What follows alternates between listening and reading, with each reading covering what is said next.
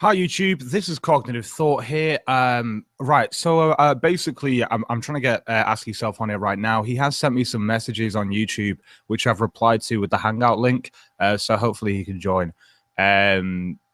Yeah, it's one of those, like, obviously my Facebook account got shut down, so it's hard to contact him. He has sent me a message on YouTube saying, I never look at YouTube Messenger. I don't even know how to send a message on YouTube Messenger, but I've just clicked reply and I've replied to him with the Hangout link.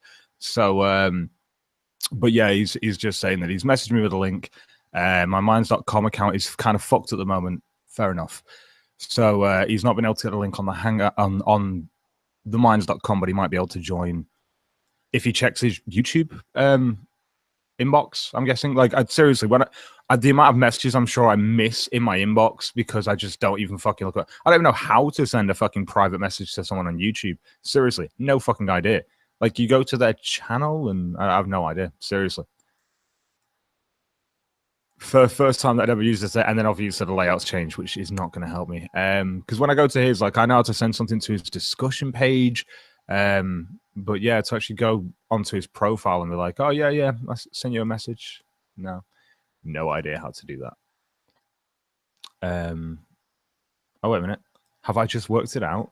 Yes, I have. All right, well, I've now just realized how to send a message. I've just learned, guys.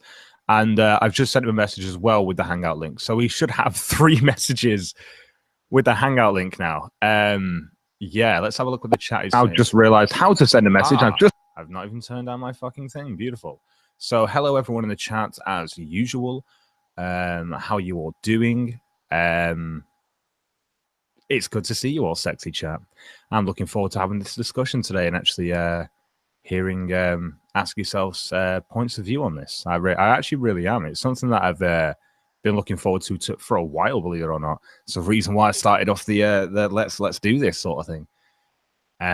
And I think a lot of people are like, oh, you're going to get murked, you're going to get decimated. It's not a debate, dude. It's literally just a discussion. I just want to hear his points of view. I want to understand why he thinks that these are inconsistencies or intellectual inconsistencies to want to eat meat, but also not to eat humans, or to not want to kill humans. Apparently that's a logical inconsistency that baffles the hell out of me, because that can only happen when you conflate animals with humans. But, you know, apparently it'll be better than that.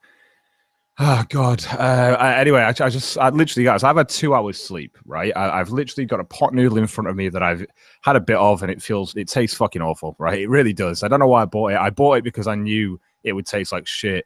And when I went to bed after I did the video today, and I was like, fuck, I'm only going to get about 2 hours sleep. But this is really, really not hard for me to take on board. Trust me, this is something that I could probably do in my sleep. The discussion is retarded. Until he joins, obviously, I'm going to continue down the conversation that we had anyway about logical inconsistencies. Because he got to this point where he was like, it's a logical inconsistency to treat black people differently from white people to an extent. And it's like, well, that's not an inconsistent belief for an individual to hold. They can be a racist, but no, it's just as well like that. Sir Adamantine, thank you for donating $10. Hey, Cog, it's lunchtime here. Currently enjoying the lovely roast beef sandwich. Damn fucking right. That sounds amazing, my dude. Yeah, like I say, guys, there are 3 messages now with this Hangout link to AskYourself. Whenever he wants to join, he can. I don't know when he's going to join. Apparently, he may even bring vegan gains with him. If he does, then I'm sure I could find a second person who wants to join if need be. It's really not an issue. Conservative Russian, $5. Can't wait, Cog. Yep, I look forward to it as well. I think the thing that they're going to find difficult here is the fact that I'm quite a reasonable guy. So if they're going to argue about, oh, well, the diet is better for you, that's not a moral, dude. That's just that you've got a healthier diet. I have no issue with conceding to that point if it's true. I just don't think that studies are all very conclusive. Personally, I think that they're actually inconclusive.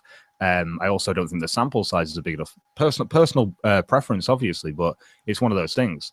Whereas I can definitely see benefits to the vegan diet, and I don't think that they understand this, is that I don't have issue with people being vegans. That's the point. Holy shit, guys. So we've got $2 donated from Skeptic Simba. Are you sick, Cog? Too much cum in your mouth? Skeptic Simba, I have had 2 hours sleep. That's the problem. 2 hours sleep. I've had a pot noodle that feels awful right now in my stomach, and yeah, I've just woken up. And Sweeper Steven has also donated $5, saying, "Cog, you are the man. Can't wait." Again, I'm looking forward to this as well. I don't know how long this is going to have to go on for until he joins, but hopefully he'll click the link soon. He might be setting up. I don't know. I said I'd go live at 7. We went live a little bit after 7. He has the links. He has 3 Hangout links now. And he also, if he can get onto his minds, he has a 4th. Hello. Hello there. Yes. Can you hear me there? I can. Can you hear me? Okay, I'm not hearing you. 1 second. Awesome. Shit. Have I got you there now? Yeah, can you hear me? Hello? I can hear you. I can hear you. You know, let me type it in the side. Okay, chat. Here. I think I can hear you now. Hello. I just have my audio glitching out a tiny bit. It's fine. Okay, yes, I can now hear you. How's it going, Cog? Not too bad. How are you, dude? Not bad at all. So I'm just gonna OBS stream this onto my channel too. Is that cool with you? That's totally fine by me. Okay, so I'm just gonna start that up now and post the link. Am I okay audio-wise? Do you want me up or down? No, you're totally fine. You're coming through great. Okay, fantastic. You can just keep talking to your audience. Just give me a sec to get this combobulated. No worries. You okay if I obviously shout out any super chats that I get and anything like that too? You can do the same, obviously, if you're streaming yours on your side. Yeah, of course. It's no difference to me. I mean, we're just doing a discussion. It's not exactly strict debate. So, okay, just give me a minute here. No. Oh, God, there's so much I want to talk to you about considering our conversation the other night. Yeah, good chat. Sorry if I seem a little distant. I am almost in reality here. I've had 2 hours sleep. I did a video and then just didn't even really sleep. Lay down because my neck.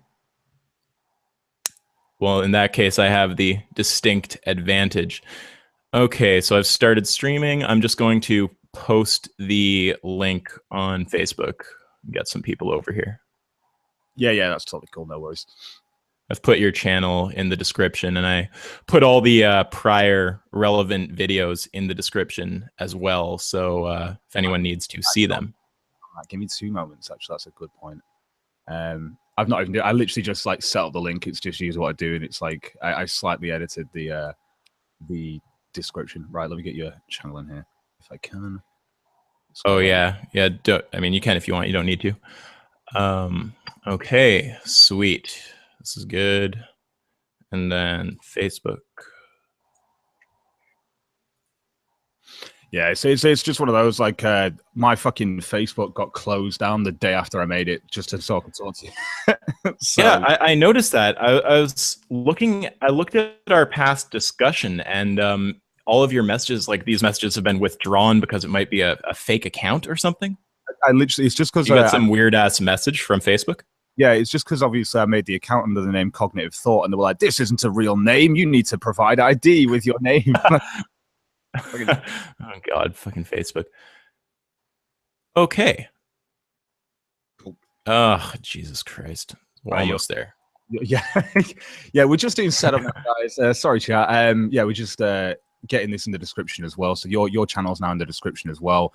Relevant videos, I'm sure they can find them on yours and my channel if they need to. Yeah, they're all listed. If you go to my stream of this, you'll see all the relevant videos there. They're in chronological order too, so should make reality easy for you people. Close. I can close that too. And yes, I'm right. We're back on track. Cool. Right, I'm ready when you are. Okay. Yes, I've now posted it to Facebook. Okay, there we go. Let me just find my way back to this chat. Okay, and can you hear me? Here we go. Bearded Devil. Alrighty. Can you hear me? Can I hear you? Yes. I'm just saying, Bearded Devil 1864. Thank you for donating $60 in a super chat. No marginal case and good luck, Cog. Okay, cool. Go for it, dude. Sorry. Okay, so there's a lot of ground to cover. So, okay, first of all, I think we should just give context for how this arose real quick. So, basically what happened, I made a video, Skeptic Community Debate Challenge. I just said I'd debate any of these guys on veganism. CognitiveThought responded, I responded. He put out 2 videos after that, and now here we are streaming with each other. Before getting into discussion, I noticed that the terms objective and subjective were coming up quite a lot. So I think we might want to get our definitions for those out on the table. So sure. I'll tell you what I think, and you can tell me if you're on board with this, because if we're not on the same page, it'll be ridiculous to be throwing these words around.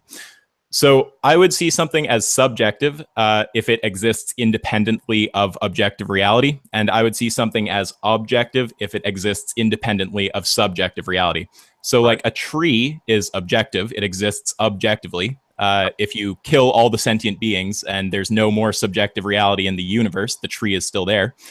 Something like love would be subjective. That only exists in the mind of the subject. It's not a property of the objective world. So if you destroy all the sentient beings, love would not exist anymore. So would you be on board with those definitions of objective and subjective?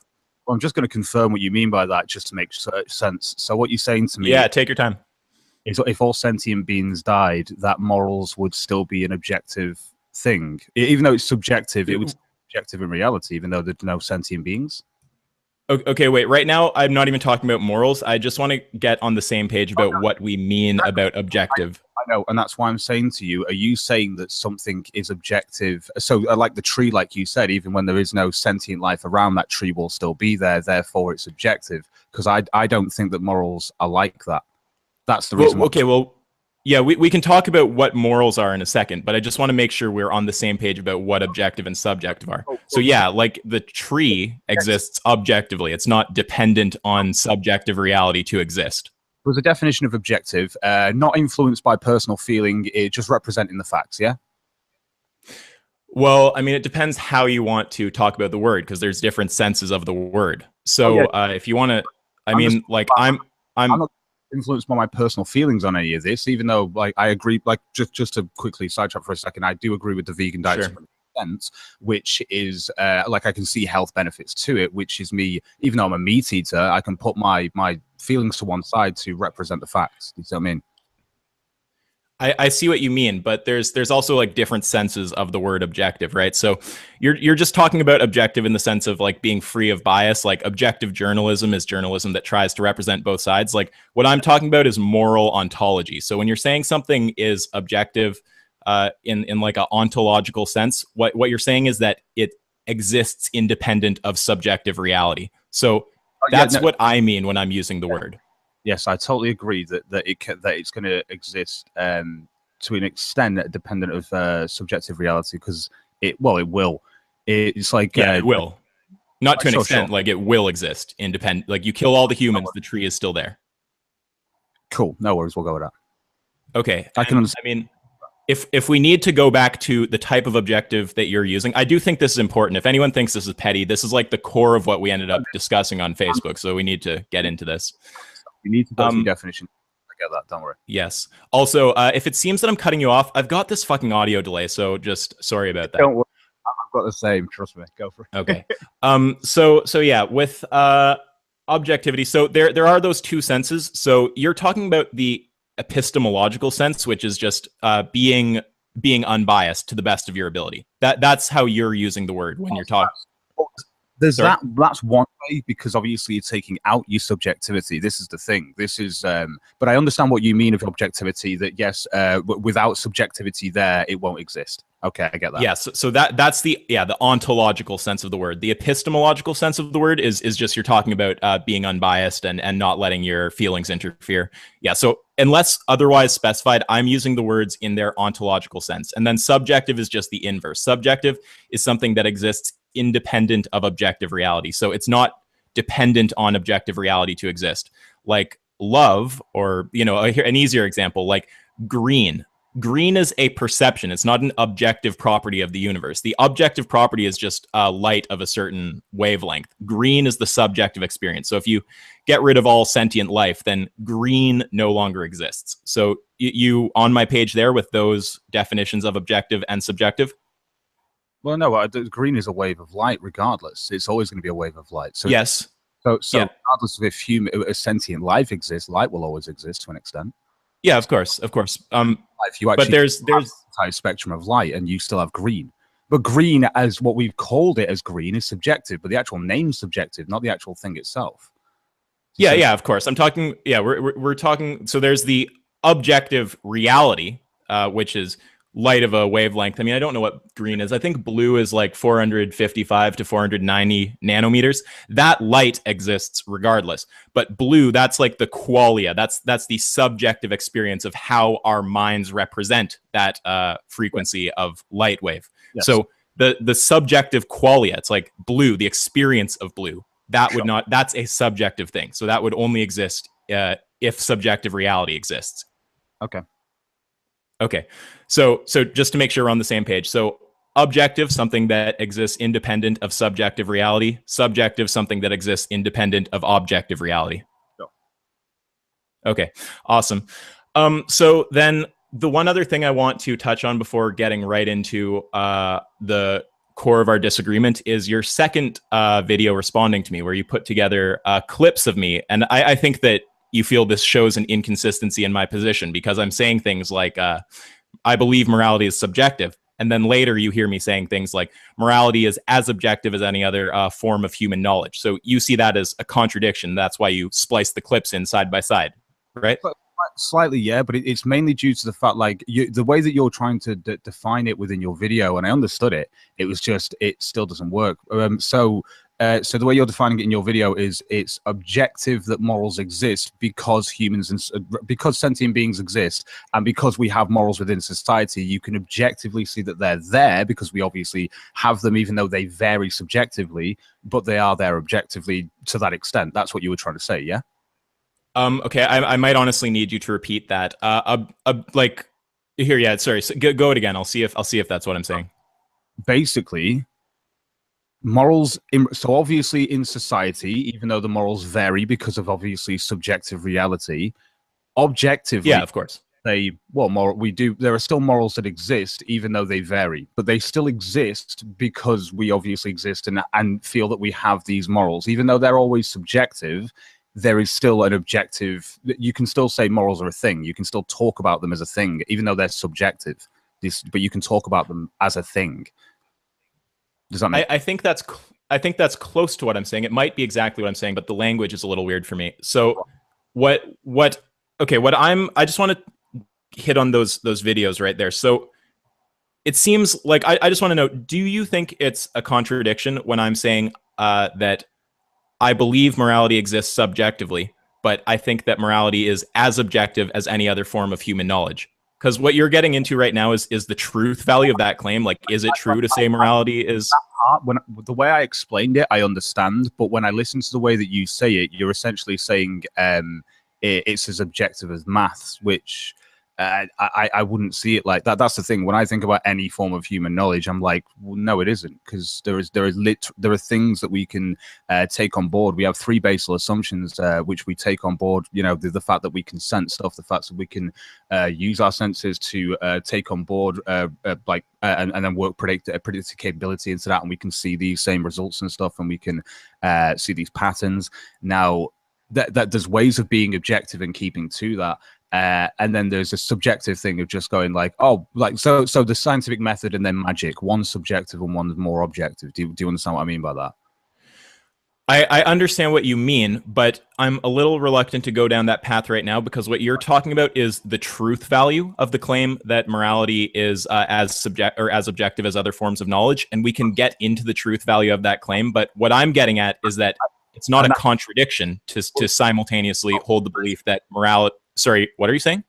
It is, if we don't go, because the thing is, until we go down that path of the truth factor of what you're actually saying, then how can you sit there and say that they're not contradictory or are, if there is, if we've got to define the truth behind it? It would be, because the contradiction would be if you said that I believe morality exists objectively and subjectively. That would be a contradiction. But what I'm saying, it kind of sounds like that if you splice the clips together, right? Which I'm not saying you did intentionally, but it's not actually what I'm saying. What I'm saying, and just one sec, a good analogy would be, this glass is not full, but it's as full as any other glass. So I mean, regardless of whether the truth of it being as full as any other glass, it's not a contradiction to make that statement that it's not full, but it's still as full as any of the others. You get what I'm saying there, yeah? Yeah, no, but one would be technically a very inconsistent and incorrect statement, and the other one would be more objective. Do you see what I mean? No, I don't see what you mean. Okay, so it's objective to look at my glass and say it's half full. It's completely subjective to then go, and any other glass that exists is as full as this glass. That's well, subjective. That's a subjective. Well, let's just say in the room. I mean, it's as full as any of these other glasses in the room, and they're all filled to the same amount, but none of them are completely full. And you can objectively see all of them. Sure. Yeah. Sure. But then it's more objective than subjective. So there is no subjectivity in you looking at all these. In fact, the entire objectivity would be the whole thing is objective. That statement. Then you just made the whole objective by going mine's half full. Oh, and I can see all the other glasses in this room, which it is as full as. Yes, that's completely objective. There's no subjectivity in that anymore because there's no personal feeling involved. You see, because I don't need my personal feeling. I can observe it. It's objective. I hear that you're saying that you can objectively quantify how full the glasses are, but again, like you're talking about the truth value of the claim that the glasses are full. What I'm talking about is whether it's actually a contradiction to say. I don't think, yeah, because I'm saying, this glass is not full, but it's as full as any of the others. Assuming that's objectively true, we can talk about whether it's objectively true, but assuming it is, you understand that wouldn't be a contradiction. Not a contradiction, no, but you'll obviously have one side is obviously more correct than the other. What do you see as the two sides there? Oh, right. So obviously I see the objectivity of my glass is half full, aka I'm looking at my glass and it's half full. And then I see the subjectivity of it's as full as anything else. So even though both statements aren't technically contradictory, one is objectively true from what you're looking at, and the other one is completely subjective because it's a belief that all the other glasses are as full as yours. You see what I mean? Well, no, we're assuming that you can, I thought we just said we're assuming you can, quantify the glasses. Like, you have them in the room. You can just measure the amount of water in them. Yeah, so if you quantify them, your statement then becomes more objective than the subjective feeling of when you can't. So, number one, if you say my glass is half full and it's as full as all the other glasses in the room, it's not contradictory, especially when you can see all the glasses. Yes. Both statements become objective because you can see them. Yeah, so I again, now we can get into talking about the truth value of saying that all the glasses are equally full, or as per the analogy, we could talk about the truth value of saying that morality is as embedded as logic, or as equivalently objective to something like logic. But I'm just pointing out that in principle, it's not contradictory to believe that you have something that is not fully something, but as something as some other things, if you follow what I'm saying there. So you could say the glass is not completely full, it's as full as other glasses. You could say morality isn't objective, but it's as objective as other modes of knowing. So those aren't in principle contradictory. You'd be getting at the practical reality of if it's true that if the premises are true, but it's not contradictory in principle. On the same basis, I could say my glass is half full and it looks more like a dragon than any other glass, and both statements would be not contradictory. Okay, I don't understand how that's even relevant. I'm just trying to get you to agree that it's not a contradiction. I agree with you on that. It's not a contradiction. Okay, good. Say any of that. It's not a contradiction, even if you have them in the room, and even if you don't, it's not a contradiction to have both of those ideas. No, one is still more. Okay. I'm just making sure, because the video that you put out with where you spliced in clips of me, what it seemed like to me, the impression, the takeaway from that is he's simultaneously saying morality is objective and subjective. And I'm just being clear. That's not what I'm saying. I'm saying it's subjective, but it's as objective as other forms of knowledge. So we can talk about if it's true that it's as objective as other forms of knowledge. But what I need you to acknowledge off the bat, which you just have, is that it's not fundamentally contradictory to say that. No, it's not. I've said this as well, where it's like I've said this in my comment section, where I was like, no, I think where he's coming from is that he's trying to say that, as I've explained before, that morals are essentially subjective because each individual can have their own, but because it exists, society, as in like you can say, oh well, don't murder is a law within the West or something. That's technically a moral within the West, and so that even though there are people that may not adhere to that in the West, it's still a moral that we can observe and go, that's a moral that's seen there. But then again, but this is the thing. This is where the subjectivity plays in, because you could go, well, murder is okay when it comes to war. That's when society is okay and condones it to an extent. This is why morality is subjective. But anyway, we can continue. I agree with you on that point. So go for it. Yeah. Okay. So basically, yeah. So now I think we can get into the kind of meat of the discussion, no pun intended, because there's a lot of other little things that we could, like, I could pick a million little issues I have with things you've said in your videos, but I guess we may as well get to the, yeah, I'm sure. So we may as well get to the core of this. So you agree that it's possible for subjective, okay, and actually for the audiences, I should make this clear. I'm not arguing from a position of objective morality. I'm arguing that CognitiveThought's point of view is logically inconsistent, and in order to make it consistent, he has to either take on board some level of animal rights or abandon some level of human rights. So if I get him to either of those positions, I would consider that a victory. I already have a form of animal rights anyway that I already have. I've mentioned this in several streams as well. I have no. But you're not vegan though, yeah? I'm not vegan, of course. I like the idea of eating meat. Mm-hmm. Yeah, so you can. I'm again, like, you may still have a concept of animal rights. I wasn't saying you don't have any form of animal rights, but I'm saying in my view, where I'm coming from, I'm not arguing morality is objective. I'm arguing that you're inconsistent, and that in order for you to. I'm arguing you're inconsistent. We had this conversation yesterday. I know. Yes, yes. I know. I understand. Yeah, so I'm not saying you don't have any concept of animal rights. I'm saying that in order to keep it consistent with your concept of human rights, which I assume you're against, murder and rape and stuff like this, you'd have to either. But I don't conflate animals with humans like you, that's the problem here, and that's what we're going to get to. I know. Yeah, that's where we are going to get to. But right now, I'm just framing the nature of what I'm going to be trying to demonstrate here. So again, I'm not saying immorality exists objectively. I'm saying your position, in my view, is inconsistent. You think mine's inconsistent. That's fine. We'll get into that. But in my view, in order for you to be consistent, you'd either have to take on a more robust picture of animal rights, or you'd have to have a less robust picture of human rights. Because in my view, if you're holding positions like murder is wrong, then and not extending those to animals, I think that would be a contradiction. And inflation. Okay, well, right here now we're going to get into it, so everyone knows what I'm trying to demonstrate here. So basically, if you have already accepted human rights subjectively to some degree, I mean, you are personally against murder, correct? Yes, personally.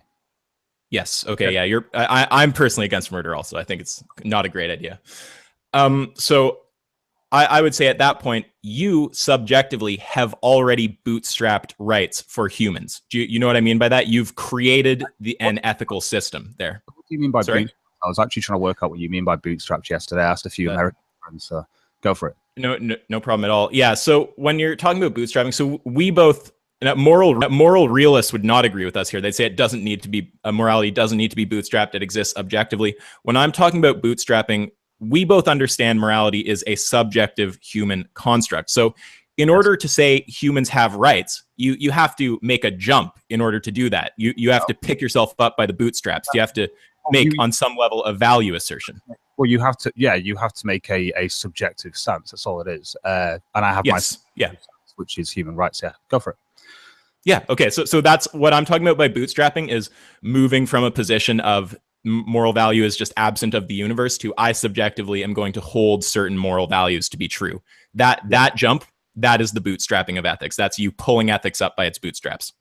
Well, from the society that I've grown up in, like I said to you, this is the reason why morality is subjective. I could have grown up in Yemen and I'd be okay having a slave right now.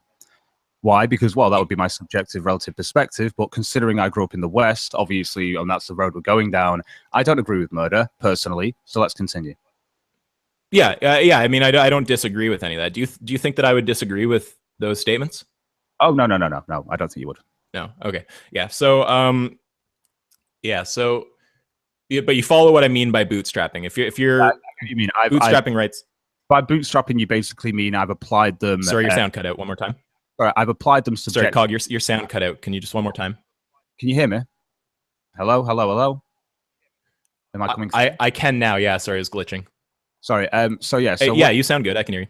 So by bootstrapping, you mean basically I've taken on board these subjective beliefs, essentially. Yeah. You're asserting ethics. Because you can't demonstrate ethics just from the nature of reality. You have to say, I choose to value something, and when you choose to value something, that's you pulling ethics up by its bootstraps. Yes, I'm being subjective and deciding that I value human life. Correct. Sure. Yeah. Okay. So my whole point would be that once you have bootstrapped ethics for humans, you're not going to have a logically consistent argument against bootstrapping rights for animals. And look, unless you can differentiate animals from humans in a way that, if true of either, would actually make you say the human doesn't deserve the rights. Different. No. Would you say that a retarded human can eat meat? A retard? How is that? Seems like you're completely changing the topic. What are you saying there? Because I'm applying the same. This is your argument. So your argument, and this is a vegan argument, and you've agreed to this, that we wouldn't obviously treat animals that are carnivorous the same way. So we would allow them to continue to eat meat. The reason why this is okay is because obviously the differentiation that we have between animals, which vegans do agree with, and this is the difference, by the way, it's the fact that they are on a lower level of understanding than us. You then conflate that with a retarded human, even though. How is that a conflation? You're slipping something in when you say conflation.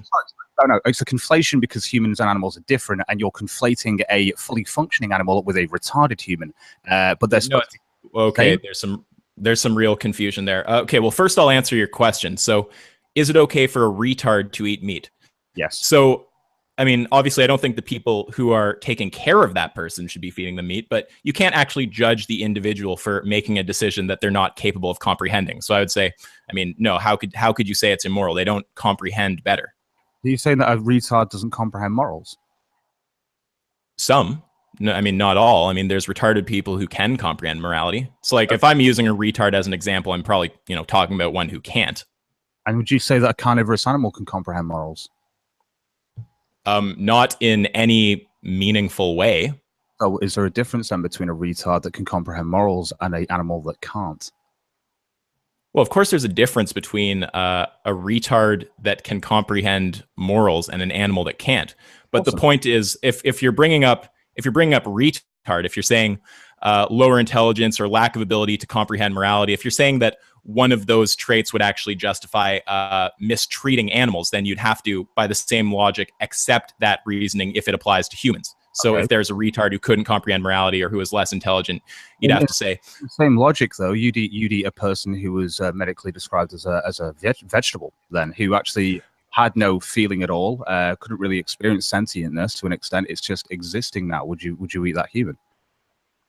I personally wouldn't, but just for aesthetic reasons. I don't see it as morally wrong. Oh, fair enough. That's fair enough. Yeah. No, I don't know how far apart our perspectives are here. We might need to just keep talking. So, yes. So, because sometimes it can seem like you're further apart than you are. So, okay, what I'm saying is you've already bootstrapped ethics for humans. So now, if someone wants to bootstrap ethics for animals, if they, pardon me. Once again, I bootstrap them, but if I go this is the crazy thing, because I bootstrap ethics, but the ethics can change depending essentially where I am. So I go to the Middle East. Okay. Okay. Okay. You can make this point, but I have something to say to that. Yeah. If I go to the Middle East and I take, let's say, a girl with me or something, then she's going to have to wear a headdress, and I will have to get too used to that subjective culture, even though I don't subjectively agree with it. It's the reason why I smoke weed. Yeah. It's illegal. But again, they are bootstrapped subjective things that I suppose I bootstrap myself. So fair enough. Yeah. I mean, I just, the whole point that morality varies. Like you keep, whenever I push on this and I get to the point of it's approaching demonstrating a contradiction, what I notice you tend to do, for this, my opinion, you seem to go to situations where you have to violate human rights. Like you'll be like, okay, well, what about a war? Or like, look, morality is subjective. Like it changes if you go somewhere else. I'm talking about whether your beliefs are consistent within a situation where you're not, forced to kill or some shit like this. We're just talking a standard, normal situation. Ask yourself, we're never going to agree on this ever, because you will conflate animals with humans and say, why will you give one rights to the other? And the only argument that I've heard is this retarded one from you. And what I mean is the actual retarded argument where you carnivorous animals, you obviously know that these animals don't have the understanding we do, which is why you don't have the same, you don't apply the same to them that you apply to us. And from a social justice point of view, this entire thing sounds like a whole check your intelligence privilege. Okay, I don't know why you're associating me with social justice. I mean, I'm firmly anti-social justice. My most popular content is anti-social justice. Sorry? Yet you'd agree that I need to check my intelligence privilege and stop eating meat, yeah? I wouldn't say check your intelligence privilege. I would say if you want to deploy intelligence as a justification for mistreating animals, then you'd have to accept the same justification in other contexts. If low intelligence is justification for murder, you can't in another context be like, oh, well, no, low intelligence isn't justification for murder. That would be contradicting yourself. I don't like murder, but I have no issue with slaughter. And again, you're conflating the two. Okay, well, no, that's just wrong, because you understand there are definitions of murder that aren't anthropocentric, right? No, there aren't. The slaughter is the one thing that applies to animals and to humans. Okay. So at this point, I would just have to say that you actually need to just Google the word murder. I mean, I've put the other definitions of murder on the screen multiple times. I mean, you have brutal killing, wanton killing. So I mean, it's not only the anthropocentric definition. No. There's definitions that don't say only of a human. That's one definition. Sure. Yeah. So I'm going to keep using that word. You can oppose it, but I would just say to anyone who's doubting, just go and Google the word and just look at the definitions, and you'll see there are definitions that aren't human specific. Dictionary, exactly, guys. Seriously, you'll realize where the word comes from and what it continues to be, especially when it's a verb or a noun. But anyway, so wait. So you're saying even ins are listed on like Merriam-Webster? That's not an accurate definition. You can only go by one definition that you choose. No, definitions aren't definitive, and Merriam-Webster has their own. But let's be fair, feminism means equality in Merriam-Webster, and I don't really see it as a credible source. When I don't see feminism meaning that, I see it as the advocacy of women's rights on the grounds of equality of the sexes. So when we're talking about words, yeah, I like to go for a credible source, like, I don't know, the Oxford English Dictionary, personal choice. Yeah. I mean, I think actually Oxford also has non-anthropocentric definitions. I mean, we can look. I know Webster does. As for feminism, I mean, yeah, there's words where the thing in practice is different than what it actually says in the dictionary. But I would still not have a problem with someone describing themselves as a feminist because they believe in equality. I mean, by that kind of definition, I would be a feminist. I believe in equality. I don't use the term because of what it means in practice. With murder, I mean, personally, I'm fine using that word because there are definitions that apply to animals. So if you want to say, I don't respect those definitions, I mean, that's your call, but they are objectively definitions of the word. You feel that way. I feel that one way about this. I think it's a conflation. You don't think it is. I think we can move past this, though, and just well, I would actually like to hammer you a bit on that because it's in the dictionary. So you can't actually say that the definition, you can't use a definition that's in the dictionary. No, would he say? No, well, yours is in a Merriam-Webster dictionary, but again, it's like fair enough. Well, like, I mean, what do you want us? I mean, we can go and look at Oxford. I'm pretty sure. I mean, it's a valid term to use. Murder. I mean, there's multiple dictionaries that have non-anthropocentric definitions of the term. Sure. Go for it. I'd love to see these and shit to see where you're coming from. But by all means, please. So, okay, sorry. Are you saying you want to go on a dictionary spree right now, or are you just conceding on the term, or? No, it's one of those. I don't concede on the term because I think murder is something that is applied to humans, and then every definition after that is something, but it's based on the fact of the original definition, there's several when either whether it's verbal or a noun, like I said, where it applies to humans. It even says to kill someone in brackets, like in some of them as well. Yeah. So some of them, not all of them. Do you think that every definition of murder is anthropocentric? Right. Definitions I know aren't definitive, whereas subjectively, because that's kind of how we have to do it, don't we? When I look at the word and I read it from the Oxford English Dictionary and the way that it says, let me get it up for you because we might as well look at this because it's fucking stupid. So when we look at it and it says the unlawful permitted killing of one human being by another, and then you've got... Yeah, that's an anthropocentric one. Okay, so that's even though it says human within the actual definition, that's right. Okay. Right. Yeah, and that's fine. I don't have a problem with that definition. I'm just saying that there are also other definitions that apply to animals. Right. Okay. Well, you'll have to show me then, because I've not seen these. Obviously, I've only been seeing these ones. Well, I mean, then you must not have looked at my video. I put screenshots on the screen in my video response to you where I show a different definition. I mean, they're not all anthropocentric. Right. Okay. I think I'll look. Are these the ones from the Merriam-Webster? There's ones in Merriam-Webster. I mean, we can also look at Oxford if I can. Yeah, like it's one of those. It's like because the thing is because it's not like Oxford is the one sole authority. I mean, like if there's multiple dictionaries and they have once again, look. There's the reason why I see that. I'd rather continue the conversation than get stuck on this fucking definition thing, because I'll just accept that how you see it, and you can just know that I don't agree with you. It's as simple as that. Because I've just said to you that murder definition is the unlawful permitted killing of one human being by another, and you went, "Oh, that's anthropomorphic," and I'm just like. What? No, I accept that definition. It's not anthropomorphic, it's anthropocentric, but I accept that definition. But there's also other definitions that are not anthropocentric. Right. Okay. Right.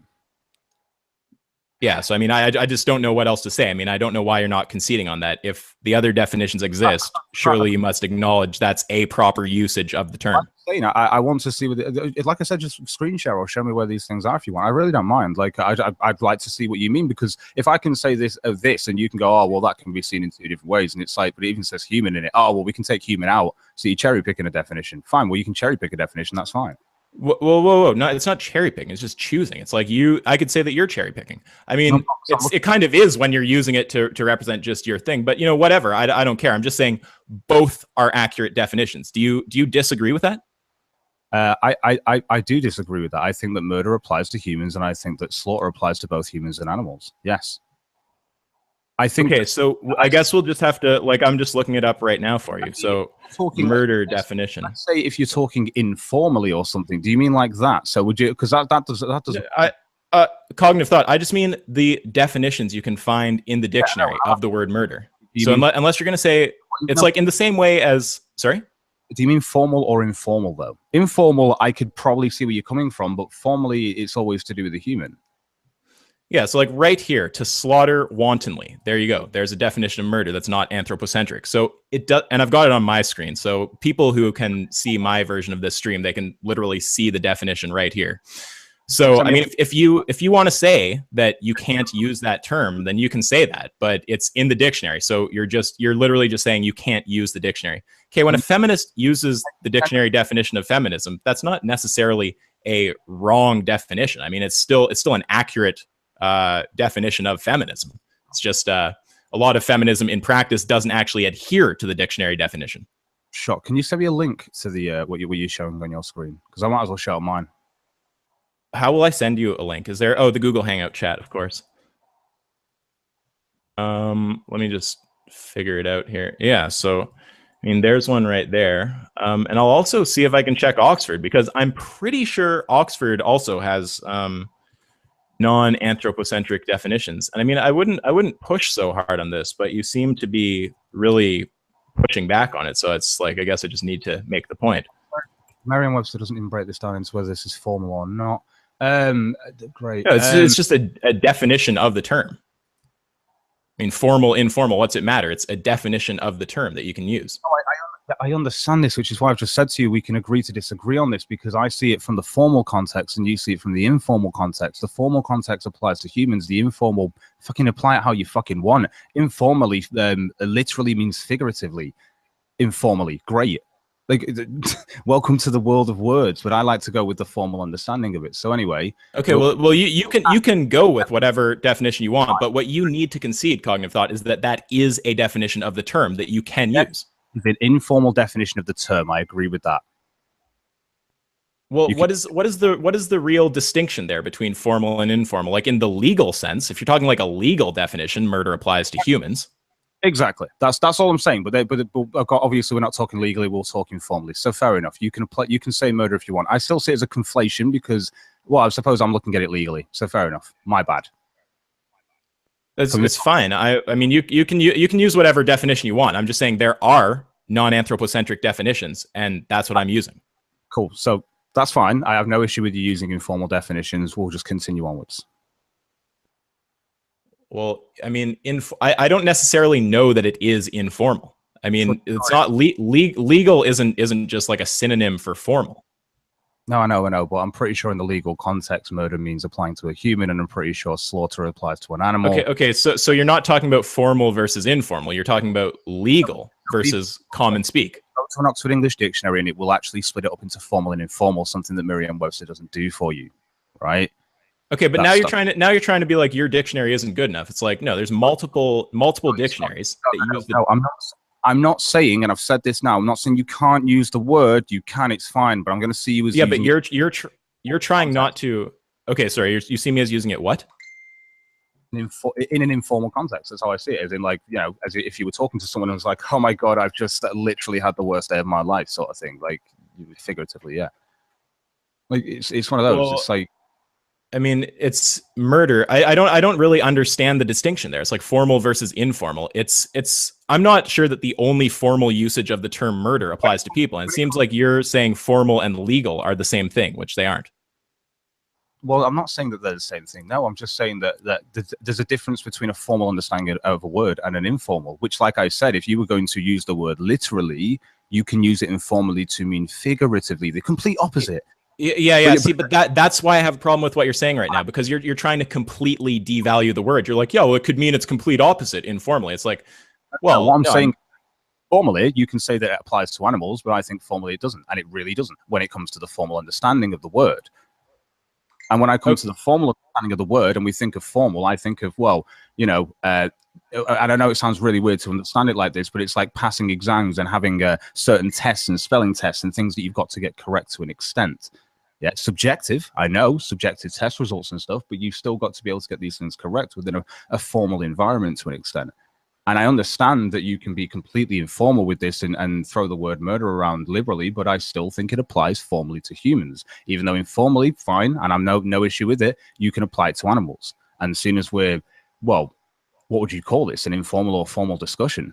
I thought we were going to go with formal, but I mean, we're trying to still understand the definitions of the words that we mean. So when you say murder, I'm like, oh, you mean it in the informal context then. Fair enough. Again, I don't know if I buy that it's the informal context. Perfectly reasonable use of the word murder. It's in multiple dictionaries. I mean, it refers to brutal killing. I've seen definitions like unnecessary killing. So there's a ton of uses of that term. So you could debate if it's formal or informal. You could try to lay out the parameters for what constitutes formal and informal. I don't accept that formal and legal are the same thing. No, I didn't say that they were formal, done in accordance with a conventional etiquette suitable for the my fucking dyslexia, constituting an official or important occasion, importance to an occasion to an informal, having a relaxed or friendly or unofficial style, manner, or nature. So it's like, you can use the word informally as in a relaxed style where you can use it in just common talk and stuff like that. That's fine. But if you went into a legal sense on this, and I'm not saying they're the same, but like it or not, when you go legal, they want you to use the formal context of the words instead of the informal. You know, in a legal sense, murder is killing humans, obviously. But I mean, I don't know. Again, it's like we're going on circles. As long as you accept that it's a valid use of the term, you do accept that it's a valid use of the term. Valid use of the term. Yes, I've said that, but I see formal valid use of the term. That's all it is.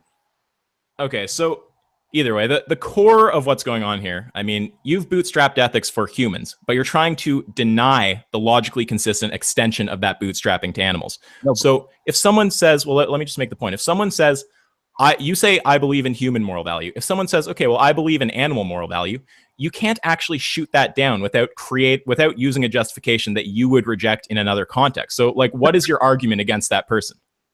The simple argument that you've already said they don't have moral value, because that's why you don't judge carnivorous animals are allowed to eat meat because they don't have a moral value.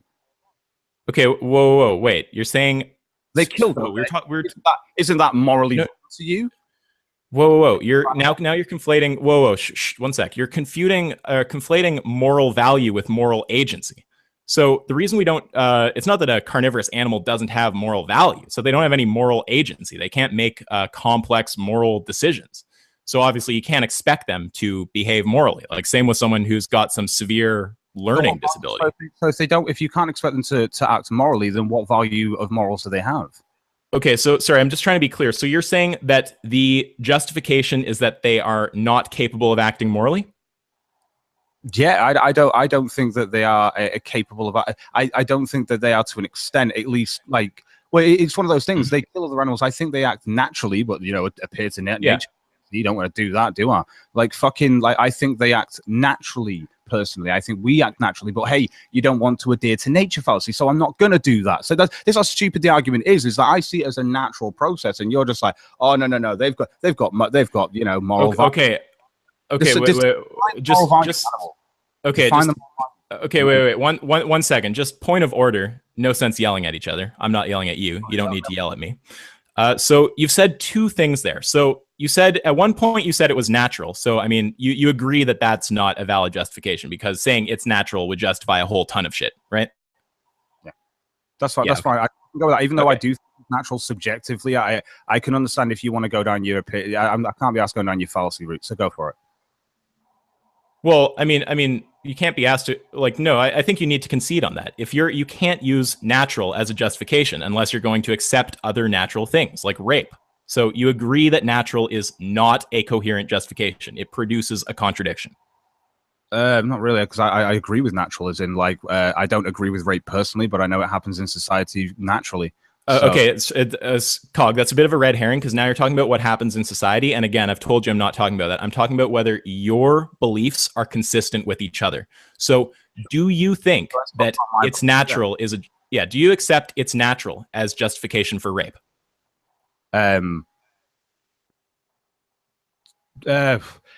Personally, no. Come on, of course you don't. Yeah, so you can't deploy natural in another context. You'd be contradicting yourself. So you agree with that, right? It's just appeal to nature. It's the most basic fallacy.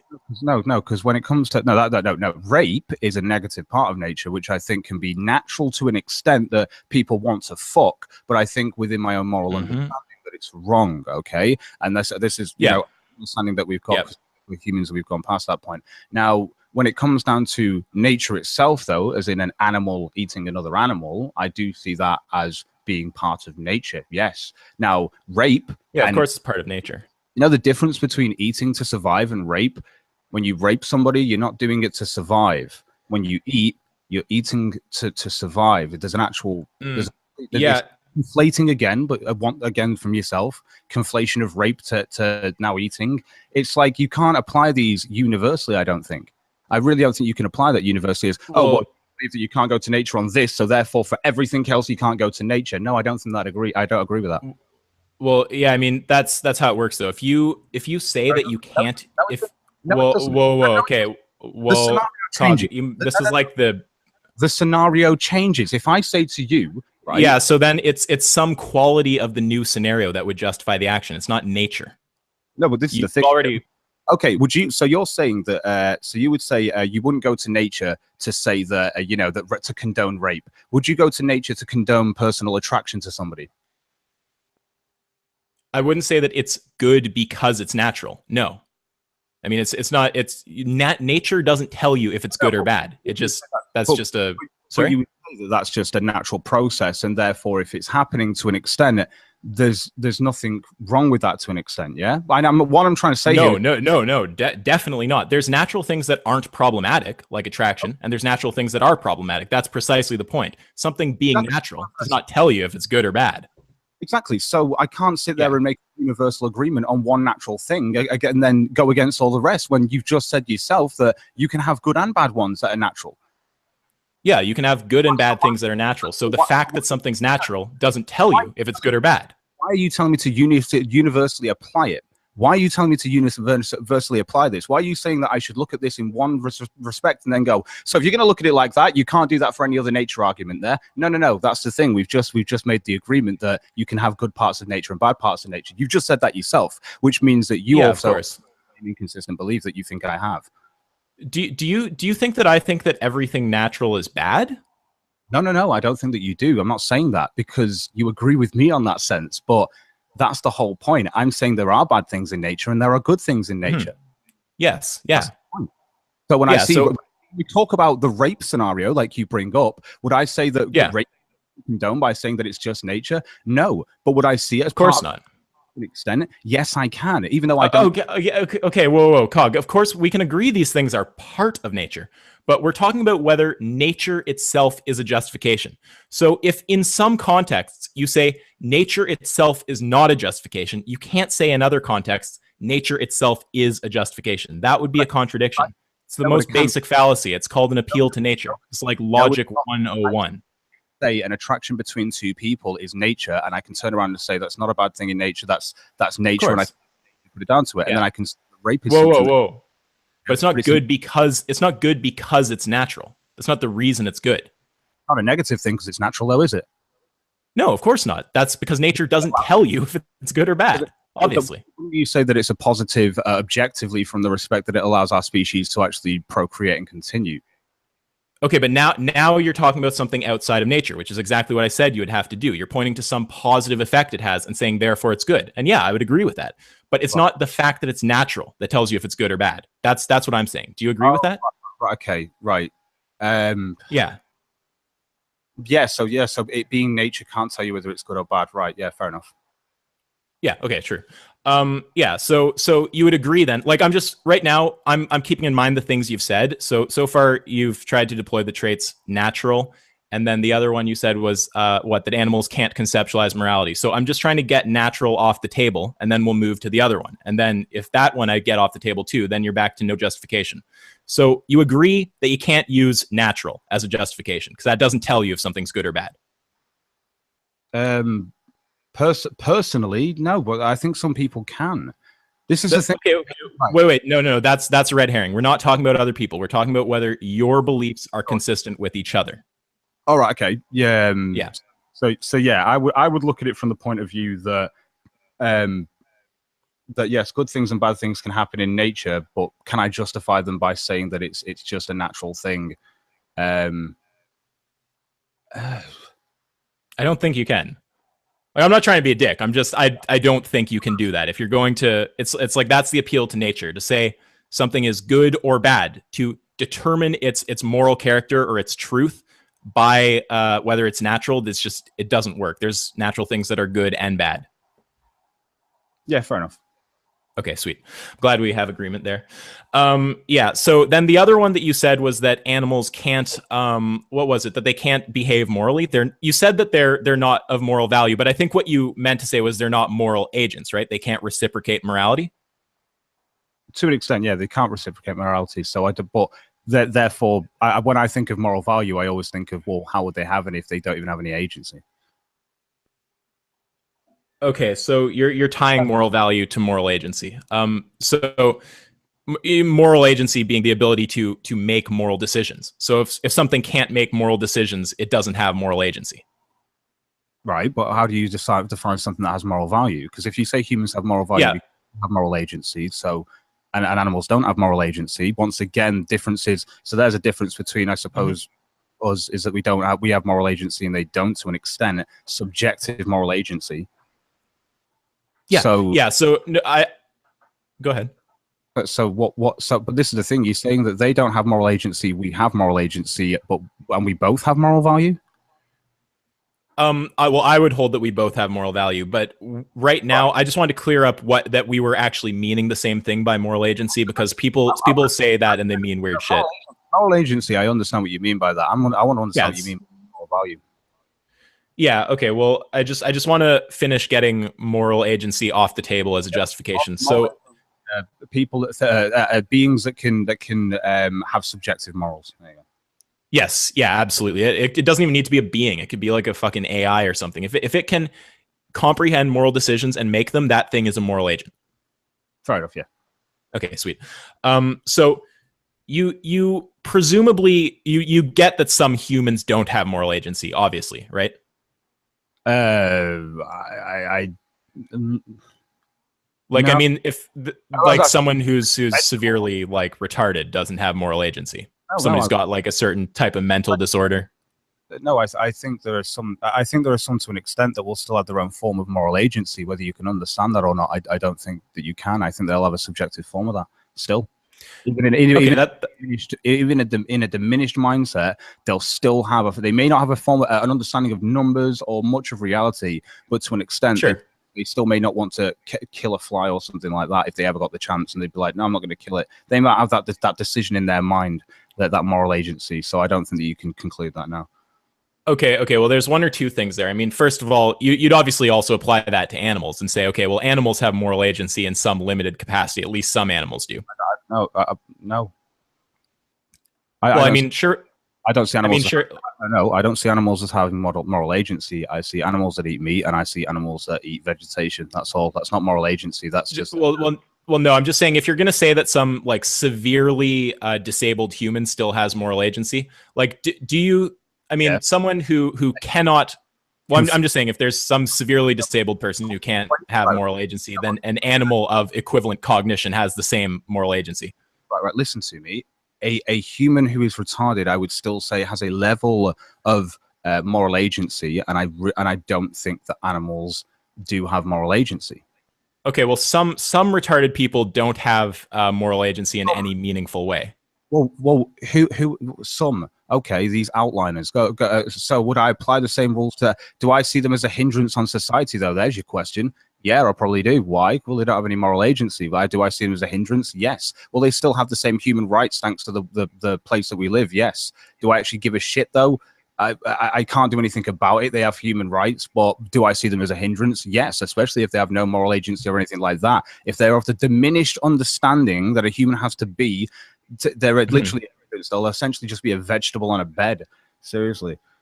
So okay, well, when you're just extent, then sure, dude. But no, I do think that retarded humans can still have an extent of moral agency, and I don't think that animals can. Okay, well, there's some retarded people who you would agree don't have moral agency, though. So, but again, right. For all you know, if they're a person, for all you know, their moral standards is that they want to hurt people, and that's a positive moral standard to them. So, what do you mean by? Okay, well, you would agree that there's retarded people who are not capable of making moral decisions in any meaningful way, right?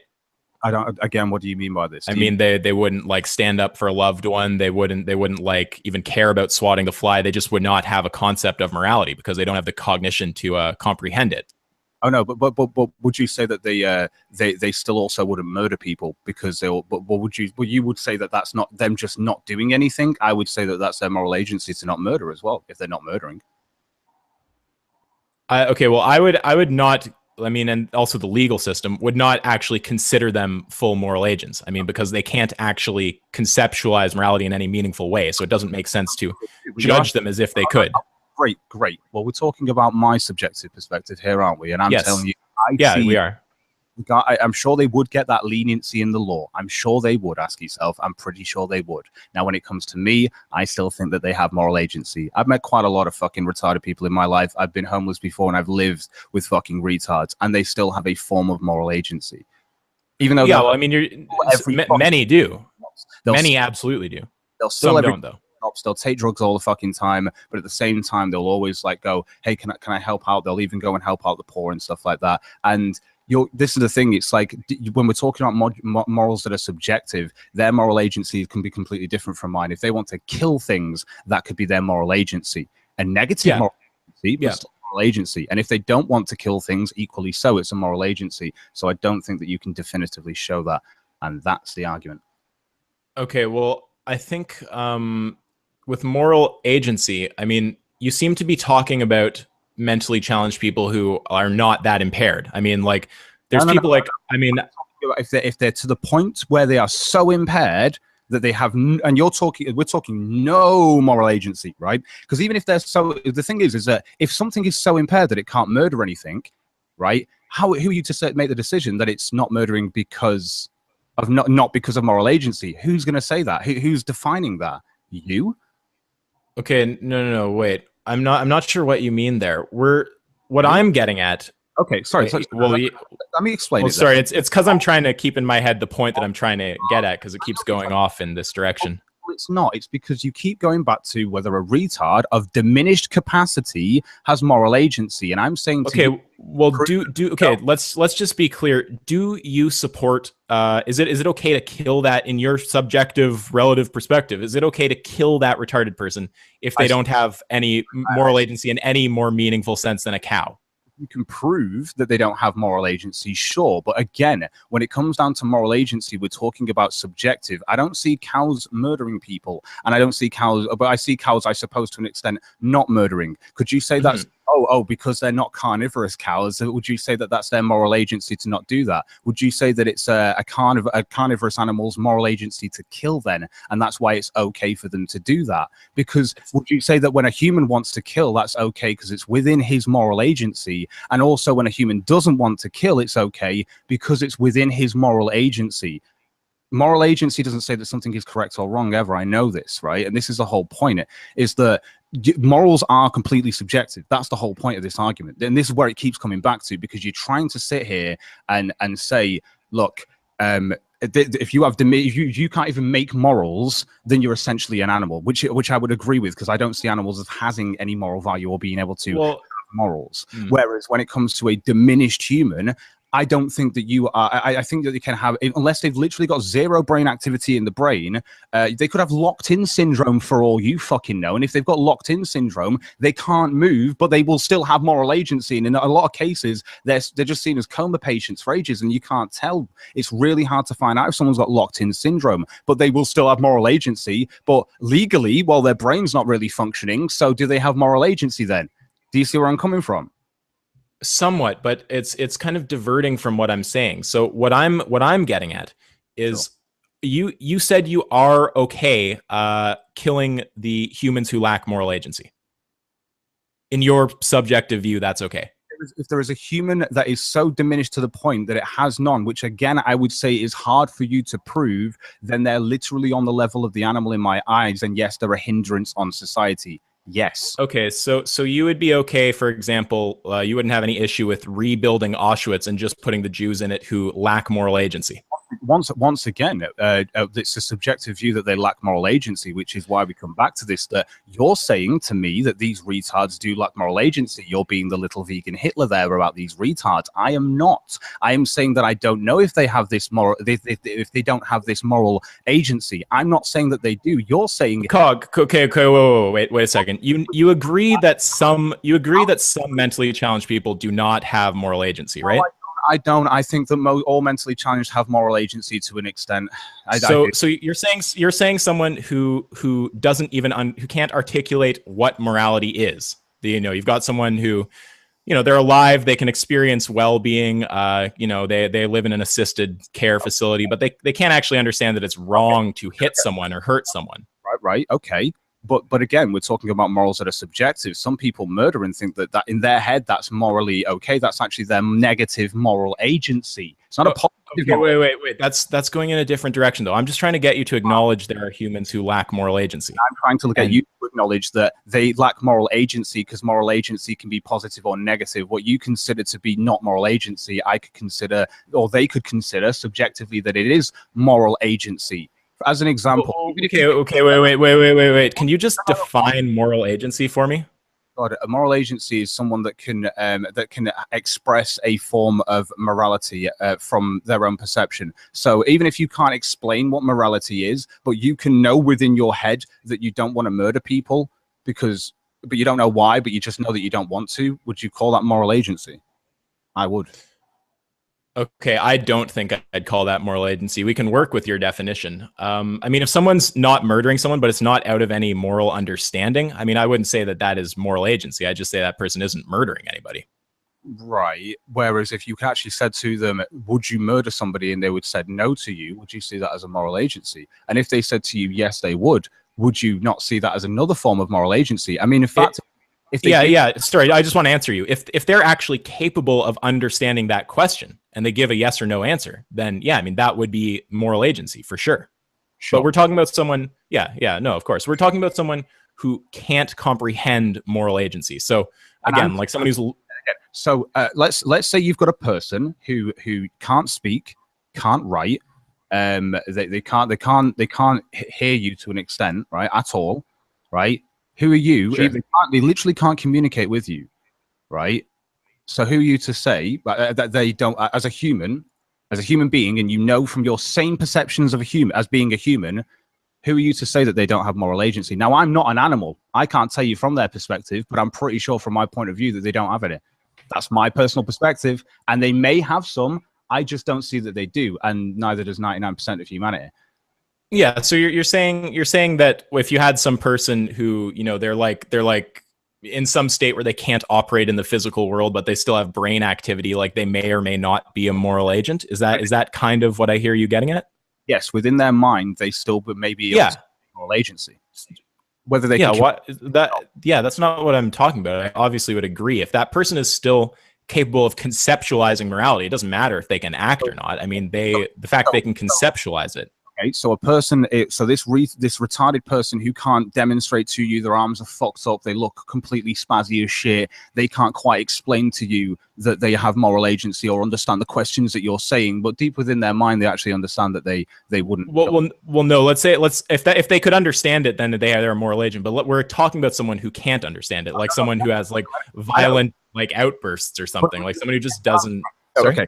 The difference between going, hey, do you have moral agency and do you understand what it is? And then somebody already subjectively, before the question exists, because remember, if sentient beings weren't here, these questions wouldn't exist, would they? So let's say that one sentient being exists, that one sentient being, that then has to have this moral, he would have a moral agency. And this is the point that I'm trying to make is, even when you can't communicate it, even if the retarded person is, and that's what you're saying, is basically if a retarded person is to the diminished understanding, yes, that they can't understand moral agency, actually as a concept, even when you can't... They can't understand morality.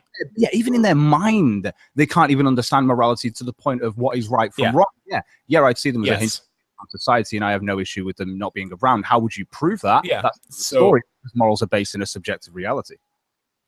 Okay, well, no. Now we're getting a little back on track. So, okay, so those people, assuming they don't have moral agency, you would be okay rebuilding an Auschwitz and putting those people in it. They don't have moral value. It doesn't matter.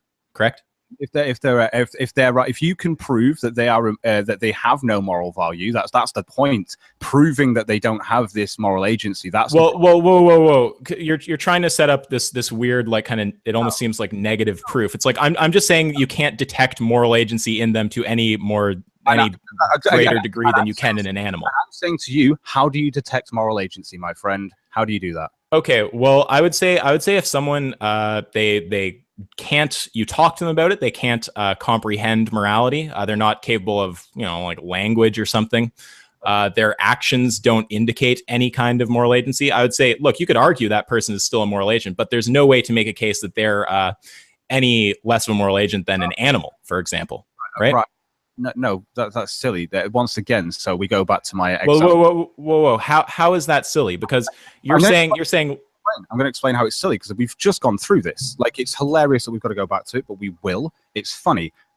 So we've just gone through, if the person is mute, is deaf, let's say they have a diminished understanding as well of reality to an extent. Again, how do you detect that they don't have this moral value? How do you detect that vegetable person? Okay, so yes, you're missing the point, man, because we're not. What I'm saying is that you're saying, how do you detect moral value? If it's a situation where you can't detect it to any greater degree than you could in an animal, are you okay killing that person? Again, I don't think that animals do have it to detect. This is the thing. This is where you conflate. Okay. Whoa. Wait. But then I don't think animals have it. That's a sidestep, Cog. That's a sidestep. You're saying that some humans. No. What you're doing here is you're saying, I'm going to argue that all humans have some level of moral agency, so I don't have to acknowledge the category of humans who don't have moral agency.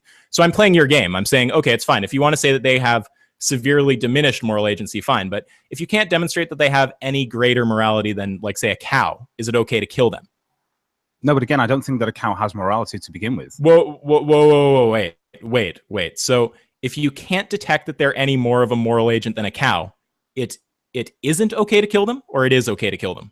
No, once again, I think that humans will always have moral value, even at a very diminished understanding. I still think that they will, and I think you'd be hard pushed to actually prove a human that doesn't have a form of moral value. That's what I've been trying to say to you. Whereas when it comes wait, no, you're saying that they have any form of moral value or moral agency. Okay, wait. So if there's a human and you can't detect moral agency in that human to any greater, you've not told me how we detect this yet.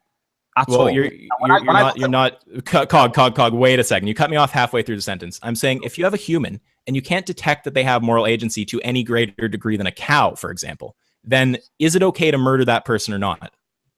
I'm asking you, how do we detect this? Because humans are different from animals, which is what, when I look at animals, I see them as a different level of understanding of reality than humans, which is why I can argue from a perspective, because I am a human, that humans can have moral value. Whereas when it comes to animals, I can't argue that perspective. All I can argue from my point of view, and it is subjective, is that they don't. And your subjective point of view is that they do. Okay. Whoa, wait. Okay, we need to, because now you're getting into a bit of an appeal to species, but we can deal with just the fact that they belong to the human category after the fact. Right now, we're just talking about moral agency. We've got nature off the table. So now we're trying, what I want is to get moral agency off the table as a metric for value. So you're saying if you've got a human and you can't actually, in any, like, I mean, it doesn't matter what the mode of detection is, you can't make a case that that human has moral value to, or moral agency to any greater degree than a cow. Is it okay to kill that person? No, but it does matter on the mode of detection. Hitler thought that the Jews were like this, and you don't agree with that. Whoa, wait, you're missing my point, Cog. If you've got a human and you can't detect that they're a moral agent to any greater degree than a cow, no, that's a complete red herring, Cog. The mode of detection is no, you're not making this move. You can't do this, because you're saying, look, if you have a human and whatever your mode of detection is, I mean, we can talk about how to determine moral agency. We can go there if you want. But if you're saying that if you've got that person and you can't detect that they have moral agency to any greater degree than a cow, there's no evidence of that, is it okay to kill that person? Again, how do you have evidence of something if you don't even have a fucking objective standard? Okay, Cog, you're completely missing the point. You could say the exact same thing. Yes, you are. Yes, Cog, you're objectively missing the point. You could say the same thing with animals, okay? Because what you're saying, how do you detect that they have moral agency? Okay, well, how do you detect that the cow doesn't have moral agency? Whatever your mode is, I'm saying if you can't actually demonstrate that the human has moral agency to any greater degree than you can for the cow, then is it okay to kill the human for the fifth time? What is moral agency? Again, it's a subjective moral standpoint from anyone's point of view. Like I said, this individual... Whoa, no. Moral agency, I thought we were on the same page about that. Moral agency is the ability to behave morally. Yes, I know. And what you're trying to do is you're trying to play a little game, and you're being like, well, you can't necessarily say that all humans don't have moral agency. Maybe they have some severely restricted form of moral agency. So I'm playing your game. I'm saying... Well, Cog, let me finish my sentence. I'm saying, okay, well, let's go along with that and assume they have some severely restricted form of moral agency or whatever you want to say there. Unless you can actually demonstrate, and it's on you to propose the means of demonstration, not me, because you're the one saying this shit. If you're going to say that with that person, if you demonstrate that they have moral agency to any greater degree than a cow, I'm wondering if it's okay to kill that person or not. That's what I want to know. Okay. So can we agree on one thing, that when we talk about moral agency, these can be what you may consider to be negative morals and stuff. Cog, I want a yes or no. I really got to push you here. I want a yes or no. You've got a human. Pushing me, and I'm sat here saying to you, you can't tell me. The reason why No. It's Cog. The fact that your sentence starts with a "you can't tell me" is a red herring. Okay, I'm asking you a yes or no question. I'm saying you've got a human. You cannot demonstrate they have moral agency to any greater degree than a cow. Is it okay to kill that person? Yes or no? What standard? As a human, I know humans can have moral agency. We're not talking about we're not talking about whether they can have moral agency. We're talking about whether there is any reason to believe they do.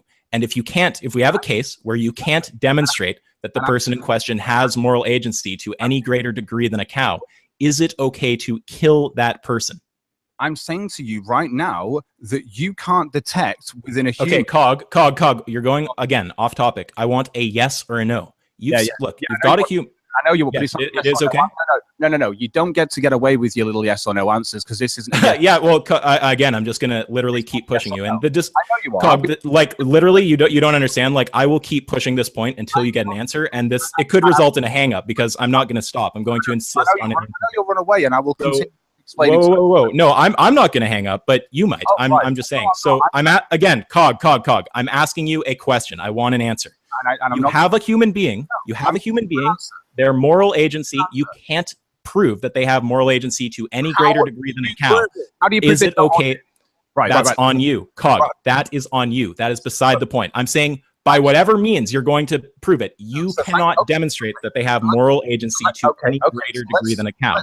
Is it okay to kill that person? Yes, I can. The fact that they're human tells me off the bat that they already have moral agency that I can understand as a human. No, it does, Cog. No, it doesn't.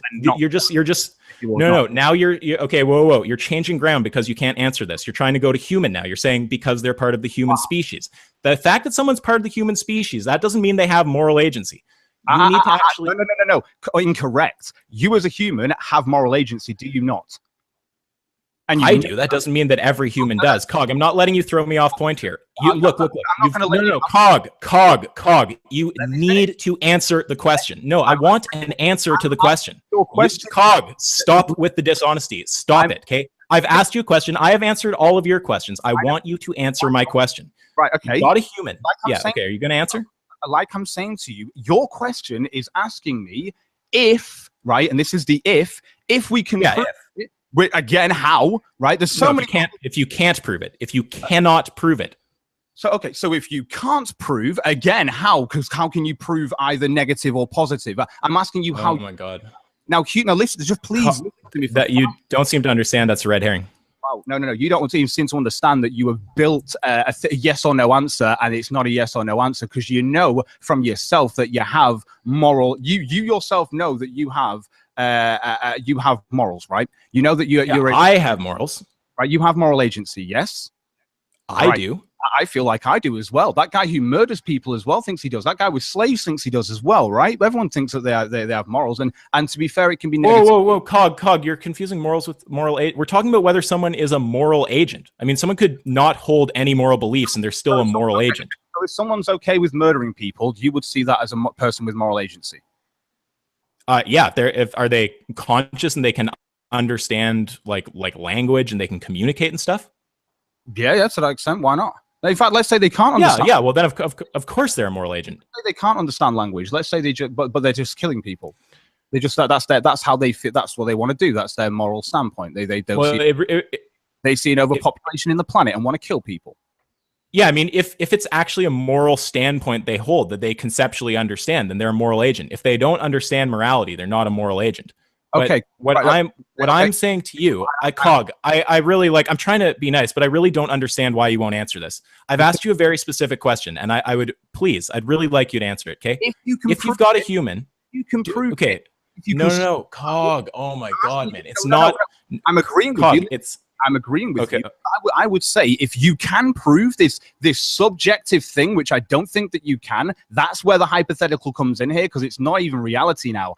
If you can do that, if you can prove beyond some form of a doubt that these people don't have moral agency, which I don't know any proving tactics for this at all that you could use. Would I have an issue with them not being in society? No, I see them as a hindrance. I have already said this within it. Would I have an issue opening up a Holocaust to get rid of these people? No, I wouldn't see an issue with that. I actually don't see an issue with that. Do you know why? Because you have shown this subjective moral standpoint, apparently, which means you can govern it over these people and say, hey, we're going to kill you because we don't believe subjectively that you have moral agency, but they could subjectively still have it and you don't even fucking understand it. That's how beautifully this is.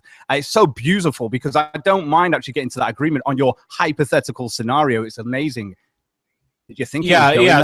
So again, if you're okay abandoning rights and reopening a Holocaust, I would consider that the debate lost on your part already. But let's get into this in detail because I want a real clear admission there. So we're saying again, I just want to get a clear answer on this so I can actually hold you to account on what you believe, Cog.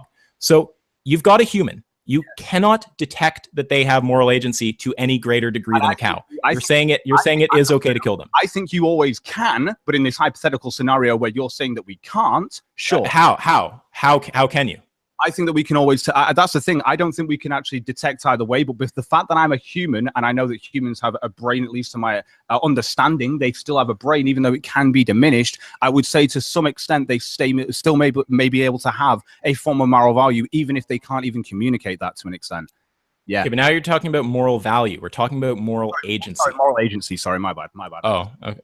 No worries. Okay, so you've got the retarded human. You can't demonstrate that they have moral value to any greater extent than a cow. So how would you prove? Well, okay, well we'll move on to species in just a second. But you'd understand that if no, you still not answered my question. How are you going to prove that a person doesn't have moral agency? No, Cog. The whole thing is I'm saying it's a situation where you can't demonstrate that they. Whoa.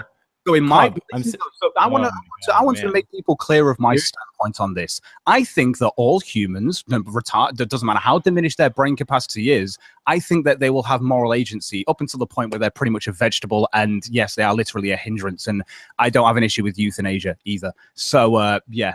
When it comes down to it, though, in this hypothetical where apparently we can somehow detect whether a person has moral agency or not, because somehow we just can now. Yeah. Oh man, geez, you're way off point. Okay, so look, Cog, I'm not saying you can detect they have no moral agency. I'm saying a situation where you can't detect that they do to any greater degree than a cow for like the 20th fucking time, man. Come on. Okay, so so it's the fact that you can't detect that they do, right? And that's what I'm saying to you. Oh yeah. So again, I'm saying to you, who are you to be the authority saying that they don't?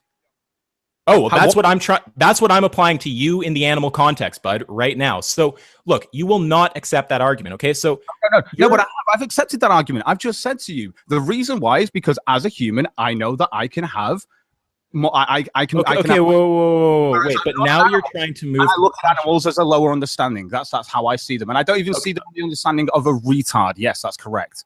Okay, but now you're moving to species, so we can get to species, but I want to get moral agency off the table. So you understand that? I just want a yes or no answer to this. You understand that? Yeah, well, and you honestly, like, I will, if you don't answer this, definitely consider you intellectually dishonest because I'm asking you a straight up question right now. So I just want to fucking answer, man. Seriously. So look, you've got a human. You cannot demonstrate that they have moral agency to any greater degree than a cow. Is it okay to kill that person? Sorry? I don't think you can demonstrate either way whether they can or whether they don't. That's the whole point. I don't think you can. Sure. Okay. Let's say that's the case. You can't demonstrate that they have moral agency to any greater degree than can. I also can't demonstrate that they do have moral agency either, because from my point of view, what I see as a moral agency, like not murdering, they may want to murder, and that might be their moral agency.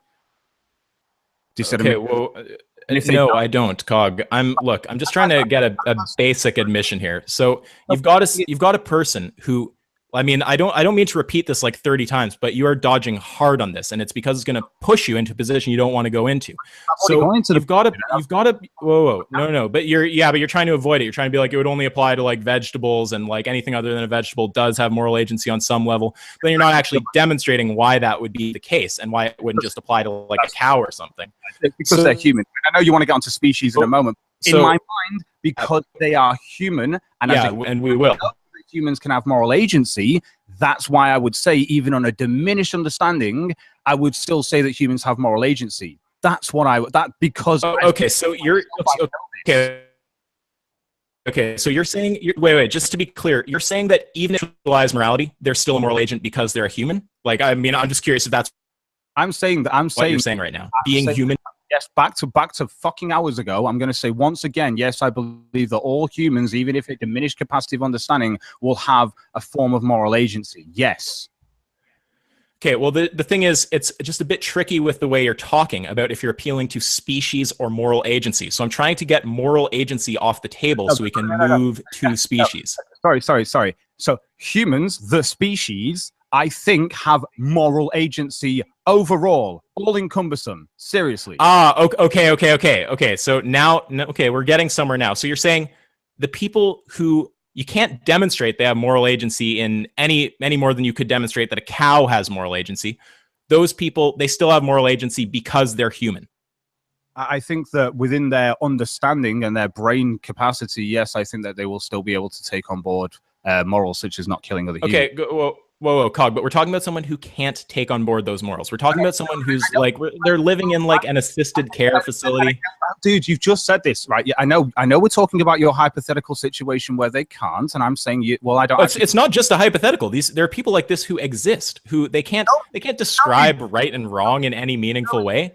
Tell me these people. This is what I'm talking about. It's like I'm sat here going like, I don't believe these people even exist. I actually don't believe that they exist. I believe that they will have moral extent, even if they don't understand what morals are to an extent. I think that they will still have them. I still think that they will go, right, I'll do this and I won't do these things. I still think that they can have that.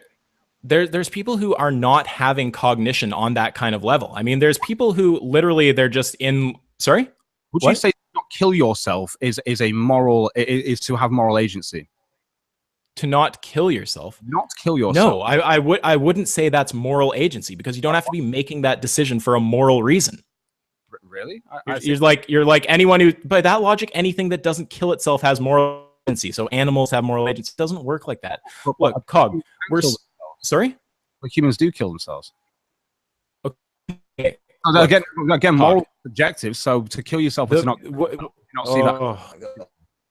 One person technically has no issue with taking life, and especially the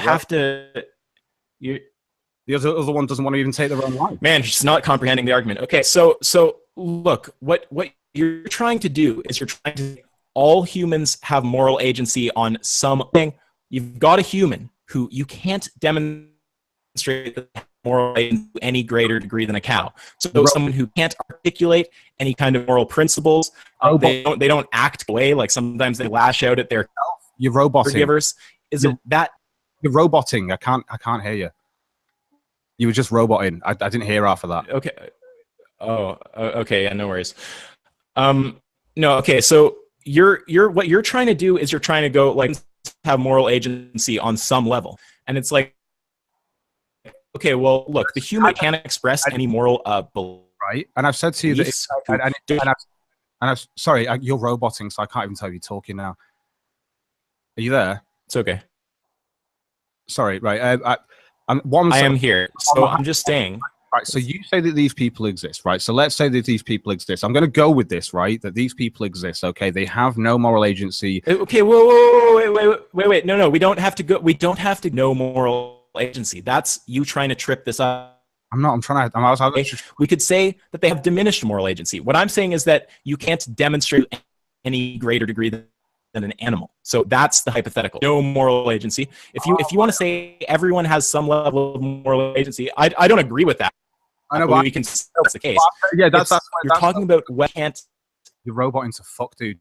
Like I'm saying, sorry? You're just roboting to fuck. Sorry. I can't tell when you're stopping and finishing. Like, as I was trying to say then to you though, is like, because this is the only reason why, like I say, now, when you say, well, you can't detect whether they have more moral agency than a cow because you can't detect it, like obviously, and that's the reason why and if they look like they seem to not have the moral thing of a cow, would I treat them the same?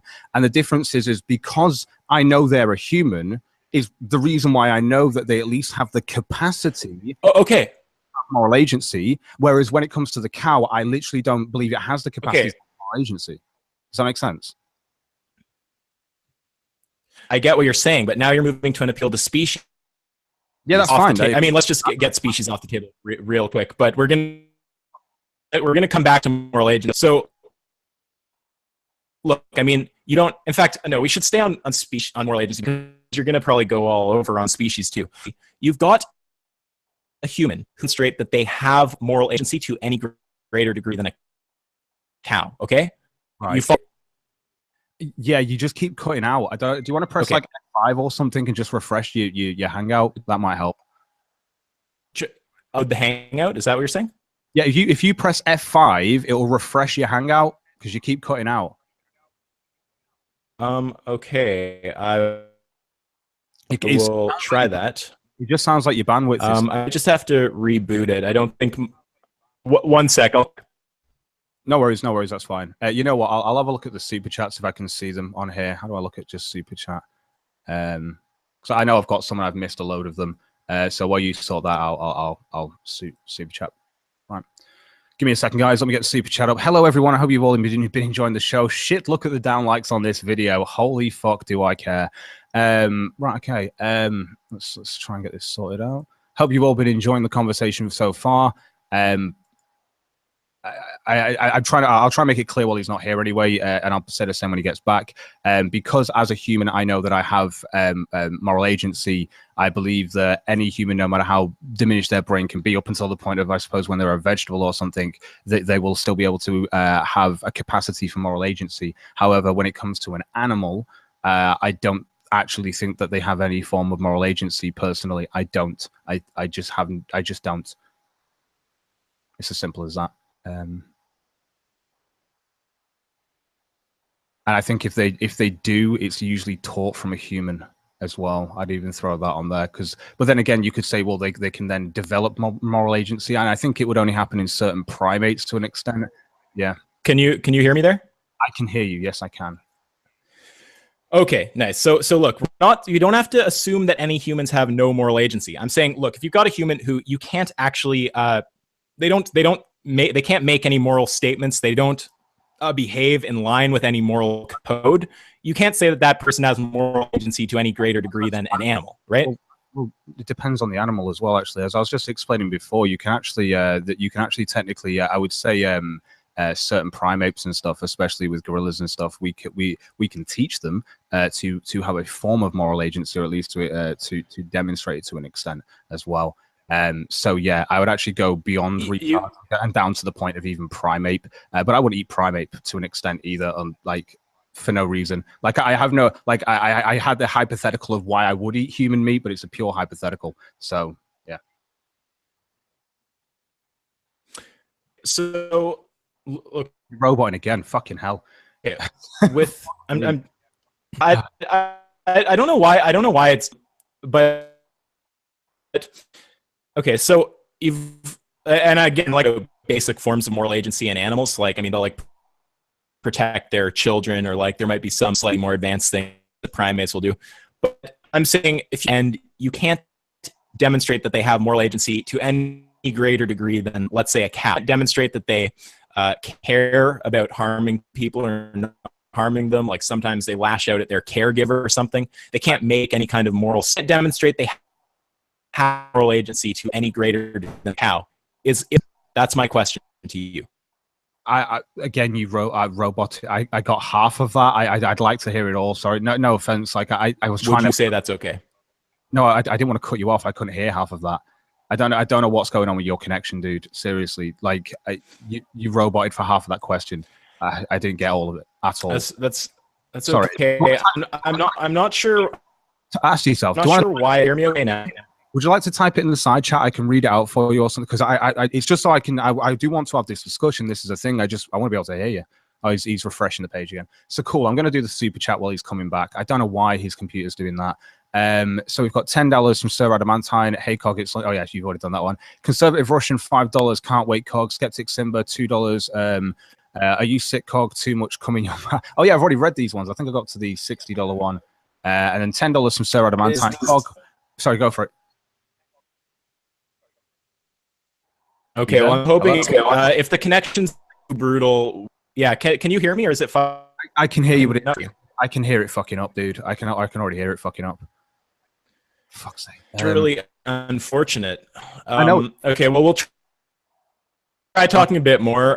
If it's not worth it, then just let me know. If we, I heard you say if it's not worth it, let me. Hello, sorry. Yeah, I'm trying to be quiet to not fuck up your bandwidth. But yeah, no worries. I'm not sure why they don't know how to fix that. Coming across clearly right now. Yeah, your bandwidth is dipping slightly, but it kind of goes like you were just then. You were like, "Am I coming across clearly?" It's like, but I can just about make you. It's so annoying. I'm sorry about that. It's not your fucking fault, dude. All right. Well, the one thing I can try to do is I can try shutting down the stream on my channel and see if it'll be any better if I just stream with you. But in that case, I'm re-uploading your upload of this video. Yeah, that's totally fine. I won't be deleting this, dude, at all. Okay. All right. I'm just going to yes and close live broadcast and see if that helps. Okay. Bye to your audience. Yeah. Oh, whatever. Okay, so I don't know. It must be my how much upload I've got going. Possibly. It says it's stopping the stream. Hopefully this opens up room to communicate with you. You're clear as day now. Okay, so it's just more than my internet can handle, I guess. All right, well, that's okay. Shit happens. It's like slight dip now, but it's nothing in comparison to how it was. Yeah, that's fucking annoying. Okay, I'm just gonna reload the Google Hangout. I'll be back. Yeah, sure, no worries. So yeah, I'll continue with the super chats, guys. So Sir Radman saying, Cog, make your guests get on with it. Skeptic Simba, chickens, cows, pigs, and other animals contribute nothing to society. They bring no other value to consumption. My animals are important. Well, actually, my animals are important. What is so important about the animals we eat? Vegans should care about real issues. Sweeper Steven, $2 donated. Humans and animals are not the same thing. Correct. So Adamantime, you missed the point. Even eating brain dead person is different. Okay, so I'm here now. Is it nice and clear? Yes, it's clear. Okay, so I guess it's OBS then. So yeah, I'll just re-upload your version of this. Okay, so again, we don't need to say that some humans have no moral agency. We can assume that they have some kind of minimal moral agency. I mean, I don't really agree with that, but we can say that's the case. Again, I know this is going to go to species with you, but I think it really does depend on the animal. I do. I think we can teach it to certain primates, but I don't actually think that cows, sheep, I don't think that even dogs, cats, there's a lot of animals I don't think that do. That's the thing, but I do think there's a couple of animals that I think that you could demonstrate probably do. Yeah, I mean, I would say a cow, if it has any moral agency, it's like extremely small. I mean, it'll like protect its kids. Like if I mean, I'm pretty much like on your page there. It's like if we want to call that moral agency, we can, but I personally wouldn't. But again, I don't think. So would you say animals that eat their young don't have moral agency to an extent then? I mean, they might have some extremely limited form of moral agency, but nothing that you would give them like serious responsibility based on. I think the difference, because obviously we're talking about two different animals here. Cow not obviously going to eat its own young because it doesn't eat meat. Whereas if it, then we talk about if an animal does eat meat, then does it? There we go. That's so yeah, it's one of those. Yeah. So I'm just trying to get across on this one point. So you've got an animal that, you've got a person, and we don't have to say they have no moral agency. All you have to say is that you can't actually make a case that they have moral agency to any greater degree than a cow. So and like this isn't just a hypothetical. It's like these people exist. There's people who they don't behave in a moral manner. They're not concerned with how they like. I mean, sometimes they'll like lash out at their caregiver. I've used that example a few times. Yeah. Or they can't make moral statements. So you can't actually say that they have moral agency any more than like a cow does. You'd agree that exists, correct? This is the thing. I wouldn't because they're a human. You can say that this is the problem when it comes down to it. I wouldn't say, even though those ones that lash out at their caregivers and stuff, I wouldn't say that they don't really have moral agency to an extent. Well, I mean, how are you saying that they do have moral agency? What's the argument? Because the thing is morals are vast as they are. I mean, we don't have to go into any of them actually, but you know that morals are vast. So to say that they have no moral agency when there are so many different, again, I'm not necessarily saying that. I'm just saying you can't detect that they have moral agency to any greater degree than a cow. That's why I keep going there instead of to no moral agency. No, I know you do. And what I'm saying to you is that, yes, even if you weren't able to detect it because they are human, I would still know that they had the capacity for it. Okay, so you're saying because they're human, they have the capacity for moral agency. Yes, they have the capacity to have moral agency. Okay, but having the capacity for something, if we were to like cure their brain through science and technology and like fix them up so they can function properly, having the capacity, that's not the same as actually having the quality, right? So if you've got someone who... Well, no, of course it doesn't. I never said that. I just said that... No, okay. So wait, so you'd agree that that there's humans who you can't demonstrate that they have moral agency to any greater degree than a cow, correct? Yes, but I would still say that they have the capacity to have it. So as you demonstrate... I mean, in what sense though? You mean like if we were to give them brain surgery or something? No, like I'm saying, like they don't have... You can't demonstrate it, okay? We've got that factored down. You can't demonstrate it to beyond that of a cow, okay? But because human being, and because you're a human being, and because everyone around you that you know is a human being, and you know everyone around you has the capacity to have moral agency, you know then that person will still have within them the capacity, because they still have a human brain, to have the capacity for moral agency. They might have the capacity if you were to do some kind of like medical intervention with high technology or something, but they're not, they don't, sorry? You can still teach them, and yes, we can. And if you want to throw medicals on the table that could help them out, and drugs that would help them to gain more of a moral understanding, because their brain may be clouded, I don't even know. But when it comes down to it, they have the capacity, and it is something that I think can be taught to an extent. But there will still be subjective morals that are taught to them. But I still think that they can gain moral agency, just like I think that certain primates can to an extent, or you could demonstrate it. Okay, I'm gonna try to work from the areas of agreement here. So we've got a human, and you can't demonstrate that they have moral agency to any greater degree than a cow. So we're on the same page. Those people exist. Yes, we'll say those people. I'm not too sure. Like I said, I'd have to. I don't think that they do exist. But let's say that. Well, we need to agree they exist. I mean, this is like the same way we need to agree on a def. We're agreeing that they exist, but okay. Yeah. I haven't seen any personally, but I will agree they exist for the sake of argument. So. You've never seen a retarded person who's just like, they obviously are not remotely there in reality. They're just fucking. From my subjective perspective, they're not in reality, but from theirs they are. Yeah, but I mean, like, their actions indicate that they can't actually think morally. Like, they don't respect morality. They can't articulate moral beliefs. From our subjective moral standpoints, yes, but from theirs it could be different. That's what I've been trying to say. The whole thing is that if you can't demonstrate that they have moral agency to any greater degree than an animal, then you could say, okay, well, I mean, then what's the, if you're, sorry, are you? I've already said that I'm okay with. If this is the thing, it's because I value human life as a thing, and I see humans as having equal rights. That's my personal standpoint, which is why even if they're a retarded human, they're still a human. So I still apply because of the land that I was brought up in. Whereas in certain lands, because they were retarded, they probably would have been killed. Like there are countries that just kill off the retarded young because, well, you know, or a deformation or something like that. In fact, we used to do it in the West as well, when it was seen as like a threat from God or something if you had like a deformed child. I think Henry VIII had a deformed child. Sorry, anyway, we're not getting off point, but the point I'm making is yeah, when it comes down to it, humans, I still think have the capacity for it, and I think, even like I said, I even think certain animals such as primates and stuff like that. But when it comes to like to cows and sheep, I really don't think they're even on that level at all. I don't think that it could be taught into them to an extent. Yeah, they'll look after the young and stuff. I see that as instinct, pure instinct. I don't even see that as a moral thing. I don't think they understand that it's a moral thing. I think that it's just instinct. That's all it is. I mean, we're going in circles here, but I think that eventually you're going to need to cave on this because, look, there's some people who you can't demonstrate that they have moral agency to any greater degree than a cow.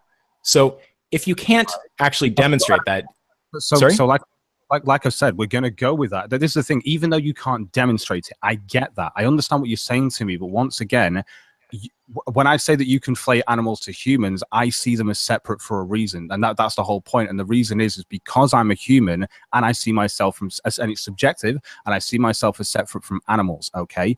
And when it comes down to my brain capacity and knowing that I can take on board and have moral agency, that's why I feel any human can have that. And if you can demonstrate, like you say, these humans that you feel don't have moral agency, because morals are subjective, that individual, for all you know, subjectively demonstrating what they feel are morals, even though you can't detect them.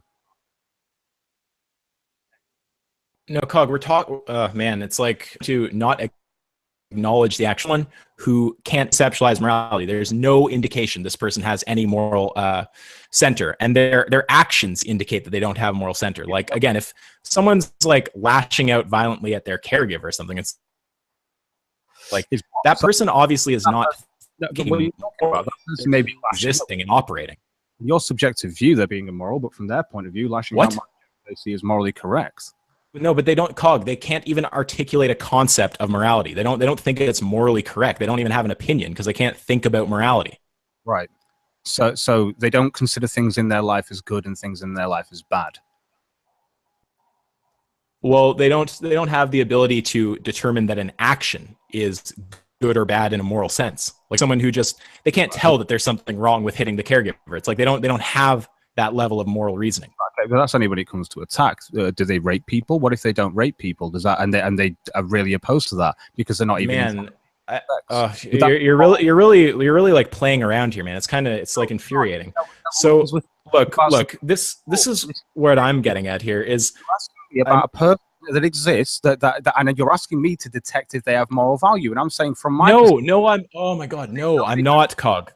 That is not what I'm asking you to do. I'm saying you are being inconsistent as fuck because you're saying it if you've got a human and you can't actually demonstrate that they have moral value to any greater degree or moral agency to any greater degree than a cow, well, they still have moral agency. It's like, okay, well, the cow still has moral agency.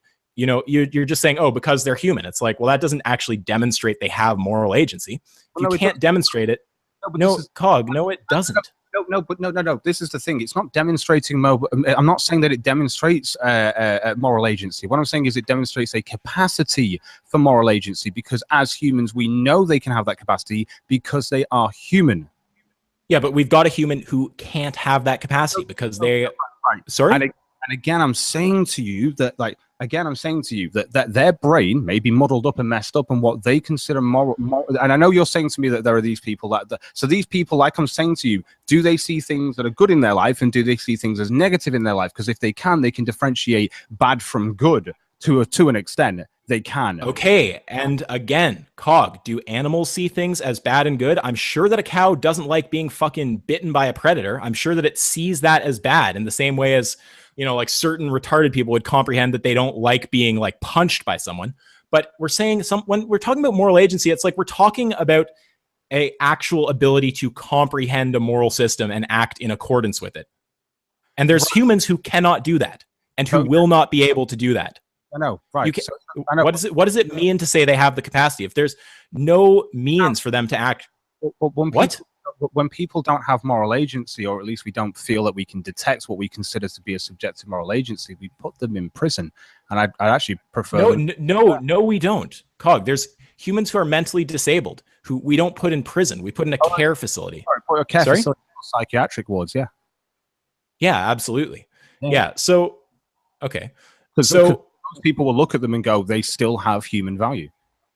Okay. Well, that's a separate argument. Oh yeah, it is. From my point of view, if they're not contributing to society from that point of view at all, there's no contribution. To my point of view, I personally, like I've said to you, it's like I wouldn't say, oh, round them all up and kill them to an extent, but I think, and it's not due to even morals that it would be. I think mine's mainly based in euthanasia, though. But that's mainly if the person is literally lacking any form of brain function that seems to be anything. That's what I'm kind of okay with. I don't disagree with euthanasia when it's someone who it's truly what they want, or it's someone who's a vegetable and it doesn't matter.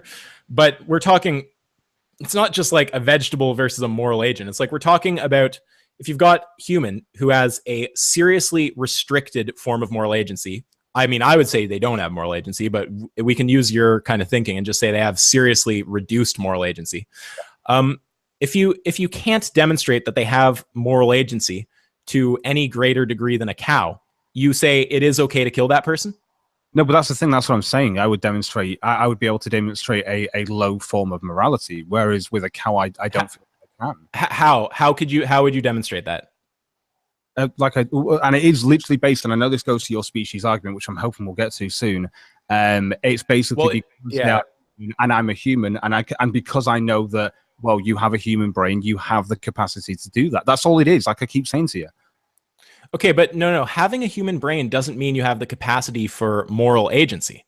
I mean, there's humans. I'm not saying that. I've even said there are primates that have this as well to an extent, and it can be taught.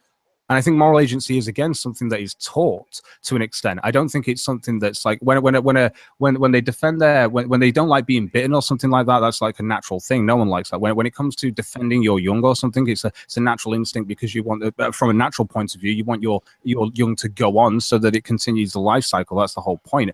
But when it comes down to actually looking at a cow and seeing it to have moral agency. I can't. When I look at a diminished human with nothing more than a human brain, unless they're literally not, if they're physically able to move, and I think to an extent that they can at some point comprehend, even if they don't at the time. I would say babies can't comprehend really morals to an extent. In fact, there's a diminished form of brain for you that doesn't. Okay, but that's a difference, because a baby, we actually know a baby will become a moral agent. So we're talking about a human who does not have the capacity to become a moral agent, like someone who's got some severe form of retardation. And it's like, you know, they can experience like emotional states, and they're like mobile. They can maybe solve like basic problems, but they can't articulate any moral views, and they can't behave in line with human morality. That person, you would be okay killing them, or you'd say you still can't kill them because they're human. I'd still, well, mainly because, well, it depends where you live. Seriously does. Personally, I believe in human rights. So, and because I believe in human rights to the extent of treating people equal, regardless, well, obviously, unless they go without certain subjective moral principles, but which are govern the society. But anyway, so sorry, ask me that question again. Sorry, I just completely went off track. My bad. It's okay. It's okay. I'm just trying to think of how to put this in the most simple way possible. So what I'm trying to find out here is if you're appealing to moral agency or if you're appealing to species. Because if you're appealing to moral agency, then you would have to be okay killing humans who you can't demonstrate to have moral agency any more than an animal that you're okay killing, to be consistent. Well, no, it's actually a mixture of both. It's more the species on the fact that I can see humans, because I see humans around me all having the capacity to have moral agency. And I understand we're talking about, but they don't. There's some humans who do not have the capacity for moral agency. No, but again, or at least not any more than a cow. If a retard lashes out, he hasn't got moral agency. I don't agree with that. Like, I don't agree that but then we asked him a few questions which he didn't get. You may not be on his understanding of what he's trying to explain to his moral. For all he's trying to explain, for all you know, like Cog, but come on, man. Like you've got a human who, like, behaviorally, in terms of language, in whatever way you want to measure, you can't demonstrate that they have moral agency to any greater degree than a cow. That, like, you get that example, right? I get the example you're saying to me, and what I keep saying, the example is, I don't know if these, when I look at these people that most people would go, oh, they've got no moral agency and stuff like that, I still think, actually, no, I think that they could grasp it to an extent. I think they could be, so it's a small form of moral agency. I think that they could even grasp it, yeah. Okay, so let's, again, so what would be the difference between, like, the cow's level of moral agency and the humans? Well, number one, the cow's fully functioning, like, and it has no moral agency, whereas the human is not fully functioning. But you can't behaviorally or in terms of expressed beliefs actually find any morality there any more than a cow. No, but this is the thing. But define morality again, because if I say to you that this person isn't, they never murder, right? They will never murder in their life. So then again, you'd have to go, would you murder? But they may not understand what murder even is. They don't even understand. Yeah, they don't understand it. But in their mind, they may think, oh no, but I'm never gonna kill anything. Okay, but you know from interacting with the person, they don't have those kind of complex thoughts. They don't have like moral beliefs like that. I mean, you keep trying to go to a person who has some level of moral agency, and the whole thing, I'm talking about someone who's got, you can't demonstrate that they, I mean, I don't get why this isn't coming across, man. It's like, you're talking about someone who you can't demonstrate that they have moral agency to any greater degree than a cow. I mean, earlier you acknowledged that these people exist. Are you still acknowledging that, or have you gone back now? Well, I acknowledged within the hypothetical that I think they did. I said that I feel that they have the brain capacity. Okay, but surely you acknowledge that there are huge. Okay. Even if, like, there is, because this is the thing, there are some people that when you're trying to teach them what a moral value system is, they just want to completely. They can't understand. They have someone who can't understand. They don't know what the fuck you're talking about. But they're still able to function in society. So this is the thing, because if they're not able to function in society, they may or may not. They may need assistance. Yeah, it's fine. We can talk about keeping them away from society. We're talking about whether they have a right to life. That's what we're talking about right here. So you've got a human. You can't say that they have moral agency to any greater degree than a cow. Okay, fair enough. Okay, so they haven't got let's say they haven't got moral agency to the extent of a cow. Okay, they haven't got they've got, in fact, their moral agency is the extent of a cow. Let's put it there. Okay, that's where you want. Sure, absolutely. Again, they will still have their human rights. Even this is the conflation that I was spoke about right at the start. Okay. Well, this is what I want to get at right here, because it seems like you're actually appealing to the fact that they're humans and they're part of our social contract and part of our group, and that's why they have rights. It sounds like you're not actually saying it's the moral agency that confers the rights. It's both. It's both to an extent. Like so we need to keep dealing with moral agency then, because what I'm saying is that if you have two options here, if you want to be consistent, you can either say that it's okay to kill the humans who you can't demonstrate to have moral agency beyond that of a cow. So you'd have to approve the retard Holocaust, or you could say, no, it's still wrong to kill those people. But then to be consistent, you'd have to say, okay, moral agency is, I'd have to come up with a different justification for killing animals, because moral agency I reject in the human context. You understand that the difference between that when animals are killed and humans are killed, it's for food, yeah? Okay, but let's say you're talking about killing the retarded person for food. I mean, we can put that all into the hypothetical. So then it's just that's like, this is the thing. This is that if we want to, it will only stray to demand then, because there's not going to be a demand for human meat. Well, the whole thing is what I'm getting at here is I'm trying to go through your justifications one by one and point out why they either produce inconsistencies or lead to absurdity. So the first one was nature, and we both agreed that one it's not consistent. You're like, okay, fuck nature, I can't use nature. So now the other ones that I've heard on the table, we've got moral agency, we've got humanity, and you just put used for food on the table. So we've got three others to make our way through. But what I'm trying to get at right now is I'm trying to get you to either acknowledge that you'd have to be okay killing humans who you can't demonstrate to have moral agency beyond the cow, or you'd have to say, okay, moral agency, that's not a good justification either. I'm not okay killing those humans. So I can't, maybe there's still some other reason to kill the cow, but moral agency can't be the reason. So I'm trying to get you on one or the other of those right now. So let's go down to this. So, okay, because obviously the reason that, because humans have moral agency, okay, and I'm not, let's say not all, so those diminished ones that are going to come in later, okay, so because the majority of humans have moral agency, we obviously have a subjective, we have subjective human rights in place, yeah. So these subjective human rights are objective within reality, yeah. Objective is as in you can like objectively point to the legal system that'll throw you in jail for violating them. Exactly. Yes. Yeah. Sure. Okay. So the fact that this person who has the diminished understanding of a cow within this society, which has these objective but subjective laws, but they're objective and you can point to them. Would you not say that human rights is just a simple standpoint to at least point this out for what it is, which is because even if they have the diminished understanding, they still have the rights of a human. They still have the value of a human to an extent. Well, I mean, objective and can be looked at. Well, they don't have all the same rights. Like they don't have a right to vote, but like, yeah, I mean, we're talking right to life right now. And I would still hold that. Yeah. I mean, they have a right to life. Yes. But what I'm trying to say is I'm trying to understand. I know you're trying to conflate animals to humans. I know that's what it's constantly. Well, you can keep saying that, but that's just you making an assertion. So what I'm talking about is logical consistency. You're trying to get it. Well, what about humans of a diminished capacity that are close enough to a cow? Yeah, you mean they're still human?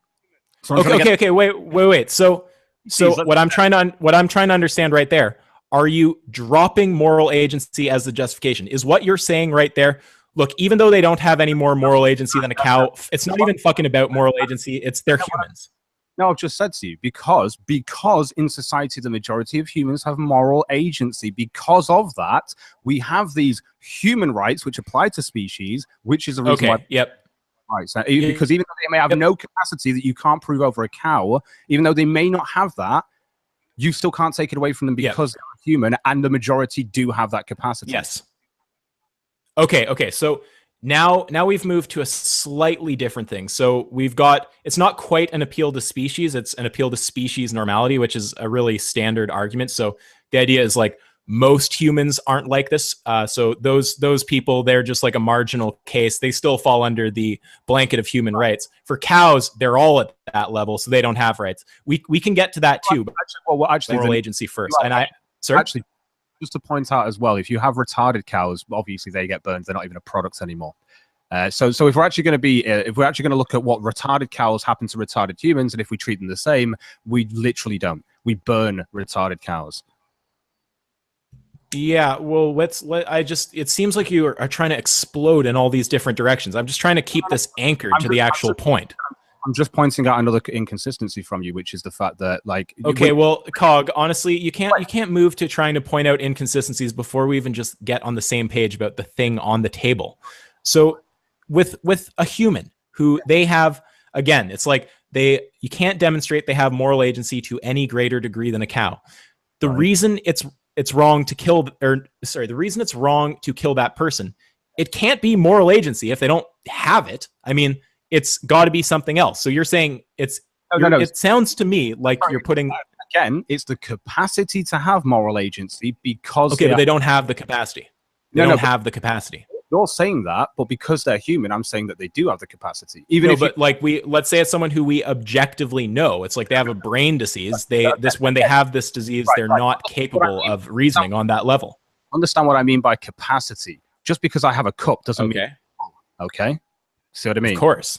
Okay, but it has. Of course I do. Correct. That cup still has a capacity, yeah, but it's not got anything in it. So even though this person may not have any of these morals within that capacity, doesn't mean they don't have the capacity. Well, I mean, if you want to go to that kind of ground where it would take some kind of biological like technology or something like that we don't actually have, you can just apply that to animals too. We could maybe raise their cognition to higher levels. You don't know. We're talking about. Sorry? You're talking about raising cognition levels. No, we're not doing. Okay, wait. You're saying they have the capacity for to be a moral agent. I'm saying you're talking about someone who does not have that capacity. No. We're talking once again, right? The morals, the moral agency, right? That thing there, that's the water, okay? The capacity within the brain to have this thing, because it's a human fucking brain, is the cup, right? Just because you have a part of a brain doesn't mean that part is working, okay? But it doesn't mean you don't have the capacity still. Okay, so fine. I'll use your analogy. So there's a hole in the cup right near the bottom, and we don't have the technology to fix the cup. That cup will always leak. If you've got a cup like that, it doesn't have the capacity to be full. It's a leaky cup. No, it's not. It's just a cup that's not had anything put into it. And even though you've tried to put stuff in, it's just not got in. So I can sit here with a ramp, that triangle or square understanding into that circular hole on that cup, but it'll never go in. Even though that cup may within itself be taking on board its own capacity that you don't understand, but it's still a form. But you won't understand it because this is the thing. It's because they're subjective morals, and that's why someone can have something that you won't even understand. No, Cog. We're talking about someone who doesn't. I don't know how to be any more basic. It's like feels like talking to a toddler or something. It's like, Cog, you've got a human who they do not have the capacity for moral agency. They have a brain disease. No, they have Cog.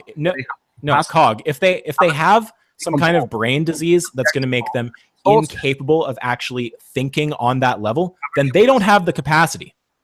It's a capacity where they're not able. If they have a capacity, they're not able to take, and they're not able to take it on board because of how their brain. So it's like you're trying to push in a moral that's the shape of a star, and their capacity is essentially taking on board triangles, right? You're not going to get those morals across to them. Yet they may still have, even though you can't recognize it, they may still have within them a moral value, even if they can't even explain it. They may still again, it's just an appeal to ignorance. You could say the cow, it may have some form of morality that you can't demonstrate it has.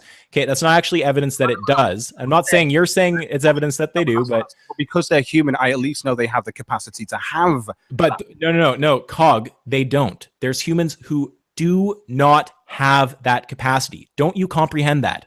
No, I comprehend they have a human brain. Okay. Possibly, and they will have that capacity unless they're literally missing part of their brain. Let's say that. Should we go with that one?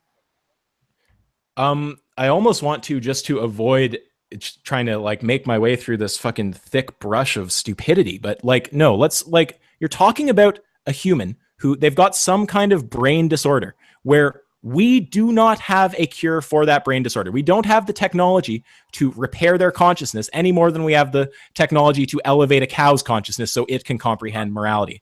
You're talking about a human who does not have moral agency and does not have the capacity in any more of a sense than the cow has the capacity. We lack the technology to give them moral agency. It's a human who does not have it. They don't have the capacity. So you follow that, right?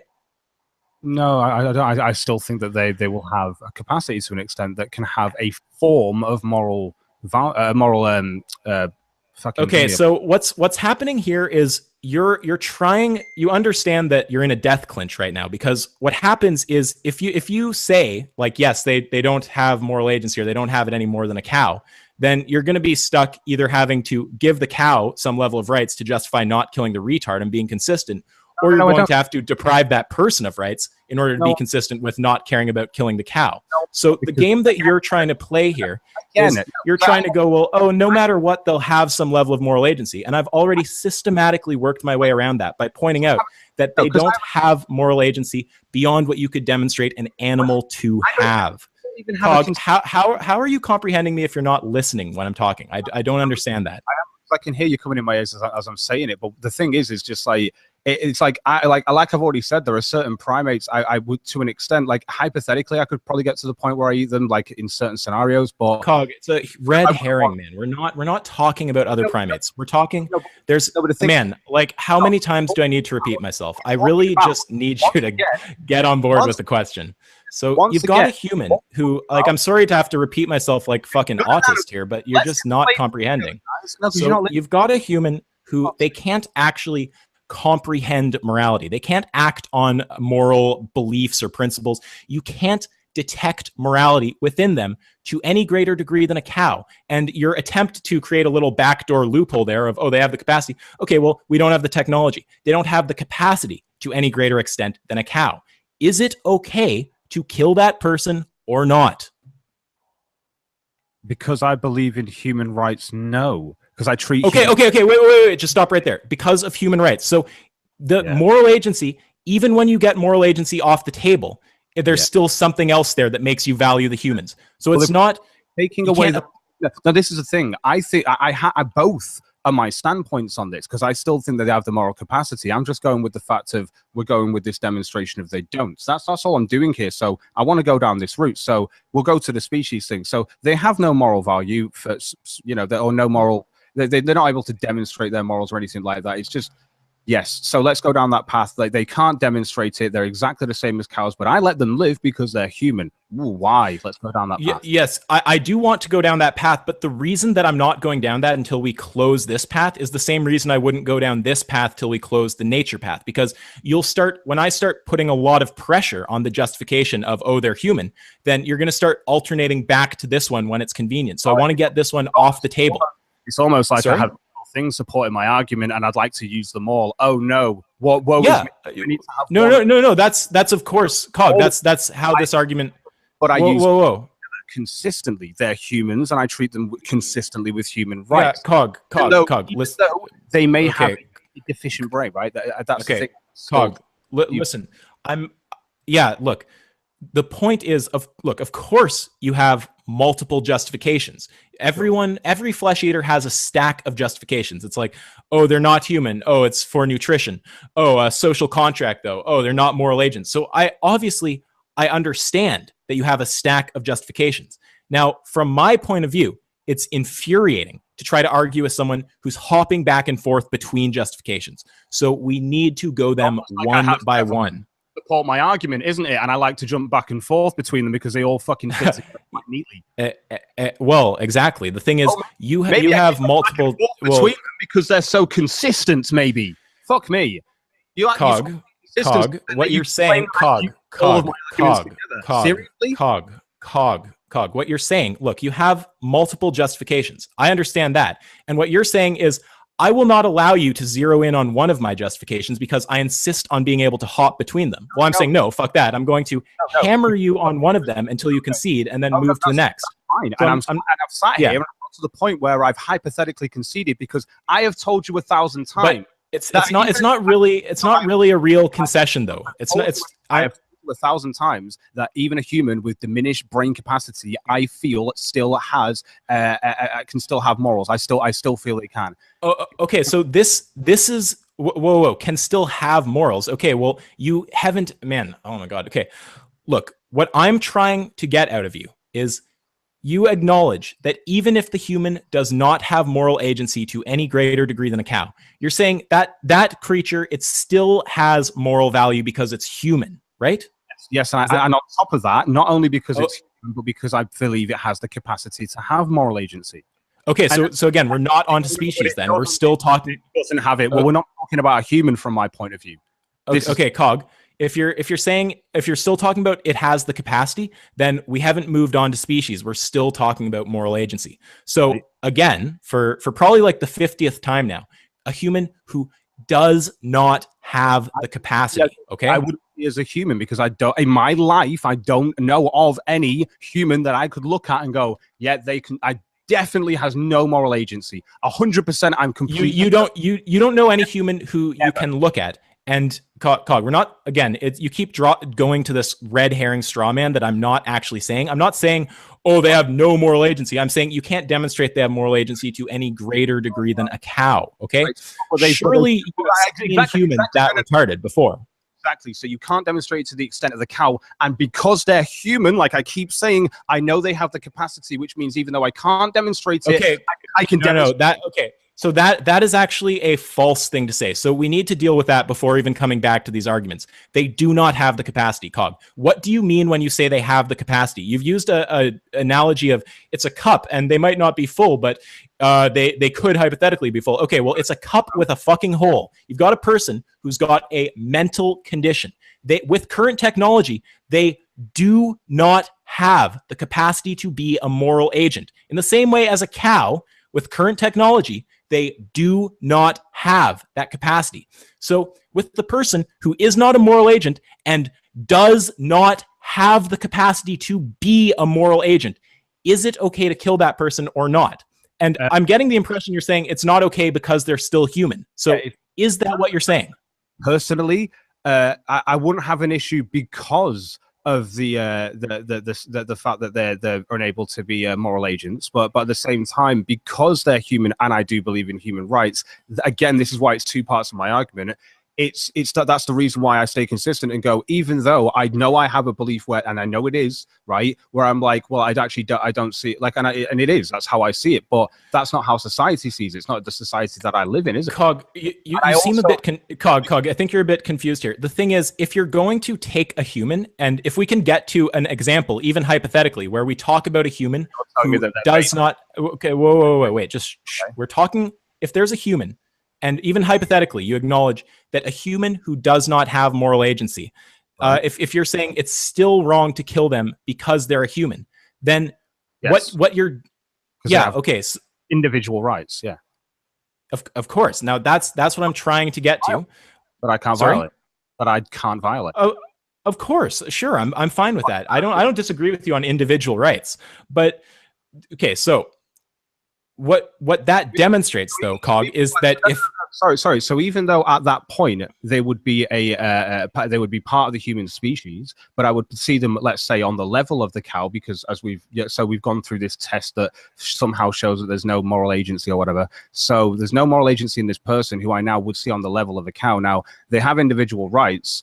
Would I advocate for the killing of them? No, because they have individual human rights. But do I see an issue with them not existing to an extent? No, either. Do you see an issue with holocausting them, like just stabbing them to death? It's totally dependent on what society deems it. I think that they. Okay, that we're talking about you, Cog. I think I would. Yeah, exactly. And I would see them on the level of an animal. Personally, I don't think I'd see an issue with it, even though that they are human, which is the thing that conflicts with me is human rights because I know of them, but I also don't human then because it would be on the level of an animal. If that's what. Okay, so you wouldn't have you wouldn't personally go and try to make it happen. But you wouldn't actually have an argument against, say, for example, reopening Auschwitz for humans who don't have moral agency. Well, are they productive in society? Is there anything that can? But the thing is that there's something. Whoa, those are all off point. We're just talking about they don't have moral agency. That's what we're dealing with.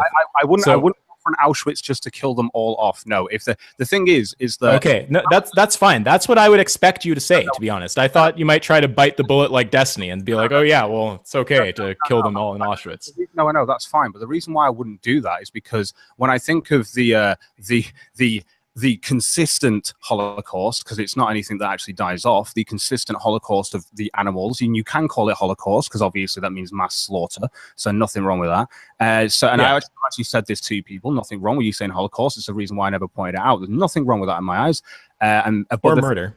When people see the actual Holocaust themselves, so they go, oh, well, it's this negative connotation within that. And it's like, yeah, no, but within the actual context of the word, you're using it correctly. And I have no issue with that. Obviously, I'm going from the definitions of a dictionary that I subjectively agree with.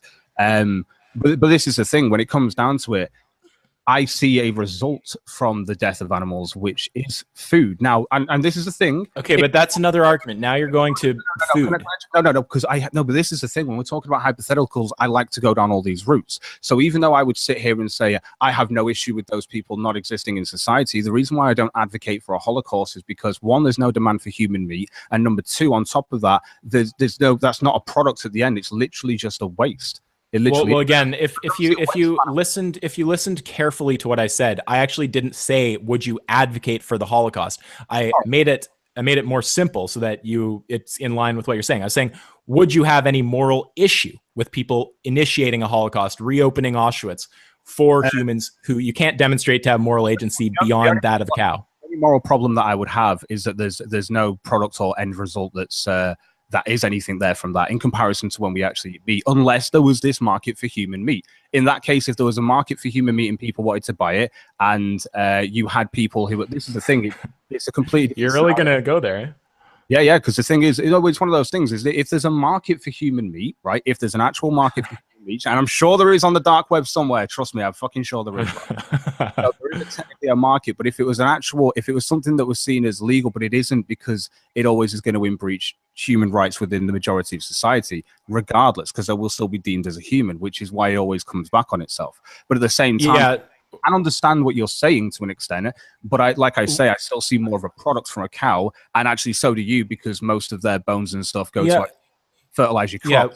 We can get into that. You're trying to shotgun argument me. I mean, you're bringing up a whole ton of things. You're saying humans though, you're saying moral agency though, you're saying food though, you're saying vegans are inconsistent though. So you have to understand, I get that you have a stack of arguments, but to have a discussion, you have to actually be willing to stop and go them one by one. So so with moral agency, in a situation where you've got a human who you can't demonstrate to have moral agency beyond that of a cow, your position, just to be clear, you're saying are you saying it is okay, or you're saying it's not okay to kill them because they're still human? Again, I know it's this is the thing. This is the only conflict that I suppose it has. Is personally, I kind of don't see an issue with it, but I don't see an issue with it to an extent. But I also massively do, based on the fact I don't see a result from it. I don't see it as a product or as something that comes out of it. Do you know what I mean? I do know what you mean. You're saying there's no food, there's no benefit. You're trying to kind of move to that as the justification now. But what I'm trying to demonstrate is whether you want to appeal to the fact that it could be used for food, or whether you want to appeal to the fact that they're part of the human species. Once we get moral agency off the table, you're still going to appeal to something in order to say those people still have rights?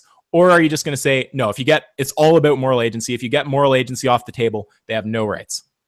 No, if you take moral agency off the table, I would still say that they have rights. I would still... Okay. That's what I've been trying to get for about maybe like 40 minutes now. It's totally fine. So then you're acknowledging that moral agency per se is not a justification for lack of moral agency per se is not a justification for murder. You're in the death clinch now. So this is what I've been talking about, right? So we got. Sorry. I feel like we've just glossed over one of my points though from before. That's. Oh no, we can come back to all of them. I do really want to go them systematically. I know how these discussions go if you let the flesh eater keep jumping around. Flesh eater. So well, it's an accurate term. It's flesh. You eat it. Hey dude, the flesh also fertilizes your crops. Okay, but I can argue on that stuff too, but I'm not going to take the red herrings. I'm going to keep it on point. So, sorry? No. Yeah. So anyway, so so now what you have said is that if you get moral agency off the table, you still don't kill them because of other reasons, like it could, it's not useful for food, so why bother, or they're still human. So if you acknowledge that, so basically you're acknowledging that moral agency itself, or lack of moral agency, sorry, you can't appeal to that to justify murder, because you're saying even when you get moral agency off the table, I will still not murder this person for other reasons. So in that case, I mean, we can now move on to stuff like species, but once you've admitted that, then you can't be appealing to moral agency to justify killing animals. Like I said, subjectively, I do see them as a hindrance to society. I don't think that they can put anything back into society, and it's only costing taxpayers money. So for them to not exist, I can see as a benefit. Just like I can say that I see it as a benefit to kill all Muslims or anyone in a religion because I don't agree with religion. I can say the same thing, but it doesn't mean that I still see their human rights beyond that. Even though I I do see what you mean. No. I think we're coming closer on the same page. I'm sorry to get heated. It's just I get frustrated with this discussion sometimes. I'm not the Buddha here.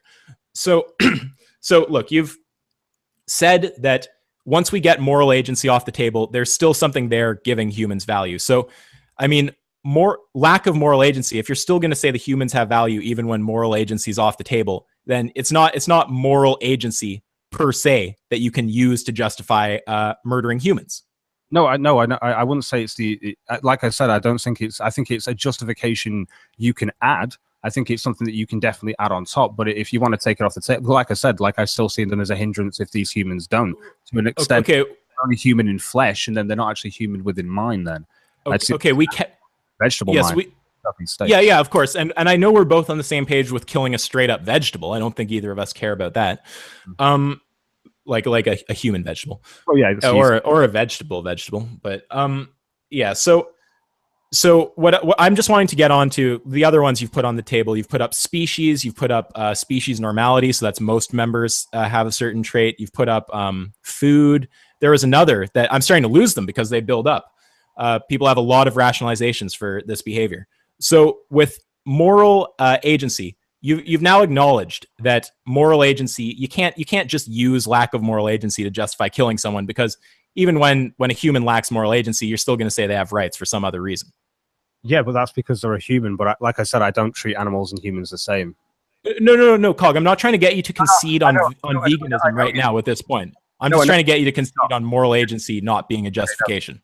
Yeah, to an extent, I understand where you're coming from. That's why I tried to get past this before. I was like, yeah, fair enough. It's like if a person doesn't have moral agency, to an extent, I will see them as animal brains. Let's say, but instead, for lack of a better term, so I would see them as animal brains. Yeah. Obviously, because of their human rights, I wouldn't kill them. Do I have an issue with not existing? I also don't have an issue with that. But if someone, oh well, we're gonna get them all together and just kill these people. If society deemed it to be okay, I think part of me wouldn't have an issue with it, actually, to an extent, because I actually wouldn't. But then again, I also, because they're human, that's the thing. That's the conflicting thing, is I will always just see them as, well, that's the thing. I'm seeing them as an animal to an extent. I can see where you're coming from. Yeah. But it's like, yeah, it's one of those. It's more of a conflict of me, that where it's like I want to treat them as a human, but even when they've got an animal brain, there is part of me that does actually see them as an animal, and whether they existed or not, it doesn't actually bother me. I think that's the best way of putting it. Whether they exist or not. like here, because I allow them to frolic, I suppose. Yeah, because I see humans as having a form of human value. Yeah. Okay, so I largely agree with some stuff you're saying there. I would just point out, like, look, I don't have a problem with people who have Down syndrome not existing. If we want to, if we find technologies that we can use to detect really well for Down syndrome in utero, which I think we already can, if we can employ technologies that don't violate individual rights to remove people with Down syndrome from our society, I would be totally fine with that. I'm assuming you probably would also, right? There's a genetic thing that we could check before the actual birth of a child. Yeah, I have no issue with that at all. Nothing. Yeah. Okay. So maybe we aren't as far as we think we are here. I would say if you could actually apply that as a whole thing to actually take these sorts of people with no moral moral agency out of the equation. Sorry, one sec. I don't think people with Down syndrome don't have moral agency. I was trying to pick an example of people who even do have moral agency, who I'm okay. No. That's the thing is like no, but Down syndrome on society. I don't know. It's one of those things. It's like because obviously even for them to have children is just an entire problem, and it's just, again it's just a hindrance on society, and I don't see an issue with that. I wouldn't just say that's the thing though. I wouldn't go, oh, but these things are living, so now these people are living, so now just kill them. I'd rather do it beforehand. Yes. Yeah, and you would actually, I assume, oppose someone who wanted to open an Auschwitz for people with Down syndrome.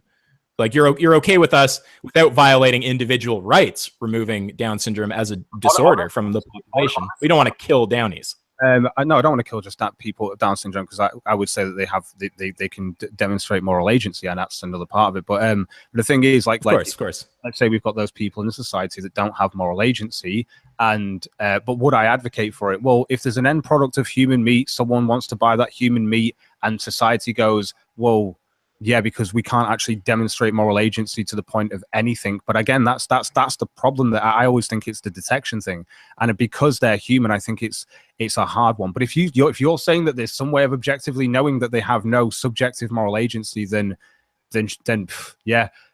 I don't know. I think I'd kind of be okay with that, because I can kind of see it not being a problem to an extent. I mean, you've got a product at the end of the day. You've got people that want to buy that product.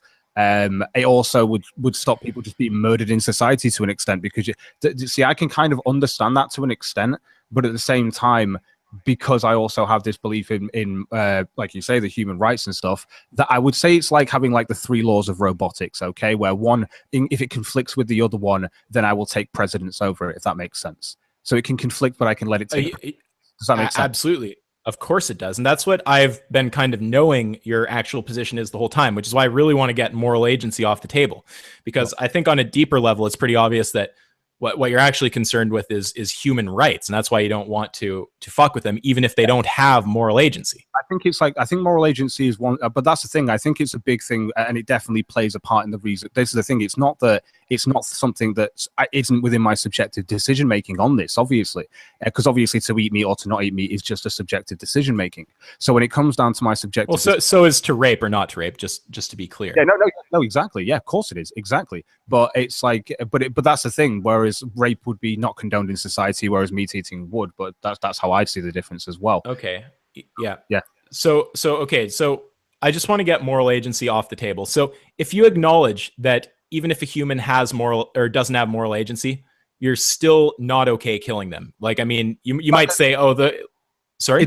Like I said, it depends on the scenario, because I can see it if like I said, if society, because I'm one of those people that if it was on the table where it was like, well, we can set up this Auschwitz, we can also set up a plant where it's going to be clean meat and we keep it fresh and stuff, and there are people that want to buy this, there is a market for it.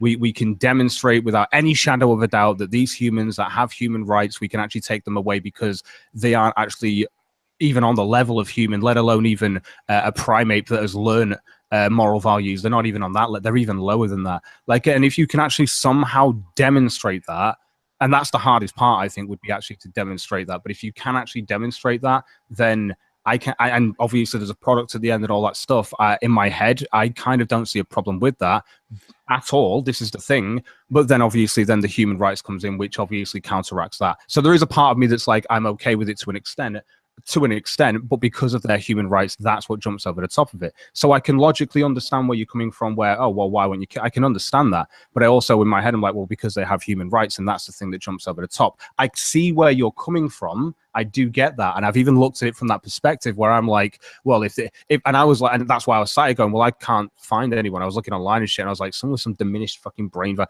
I couldn't find it. And it was like, no moral agency and shit. It's just, I personally couldn't find that. If you have got videos on this, I'd love to see it. Because that's the problem that I'm having here is because I don't demonstrate it, and you're saying that it can. And if it can... No, I'm not. This is a straw man. But I'm not saying it can be demonstrated. I'm saying you got a human who you can't demonstrate it to be true to any degree more than a cow. So I thought that's where we had settled. Right, okay. Humans like that do exist. There are humans who you can't demonstrate they have moral agency on any level higher than a cow. Yeah, that's what I'm talking about. So you're saying that those exist, those people that don't have that. Okay, so well, you agreed that they exist earlier. Are you now questioning whether they exist? Like I said, I'm not sure. I've been in this whole stream with you, and I've said since the start I'm not sure. And then I've jumped on the, well, I'll take your word for it. That's where I've gone with, because I'm going to have to. We're literally in the middle of a live stream, so I'm going to take your word for it that these people exist. And yes, I didn't know those people existed. I personally didn't. I've literally never looked at it from that point of view. I've gone, nope, they're human. I don't see them not being able to have moral agency, even on a very limited level.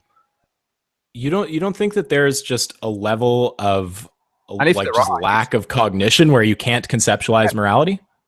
If there is, we are talking about a small percentage as well of society. And yeah, again, I don't really have an issue to it. I mean, they literally have. If they have no moral, I don't really have an issue to it. But to an extent, yeah, I really don't. If they literally have no sense of moral agency, then I don't think I would have an issue with it. But I'd rather the thing. It's like, oh, well, do we kill them or put them in a facility? And the reason why we usually put people in jail is because we go, well, we obviously demonstrate that they have a form of moral value, and then we put them in these institutions for mentally retarded or whatever, if we're like, oh, they just don't have any concepts of it. And we do have these institutions there because of the human rights that jumps over the top of it, instead of us going, right, we're just going to deem them as animals. And if society did deem them as animals, I actually probably would understand it.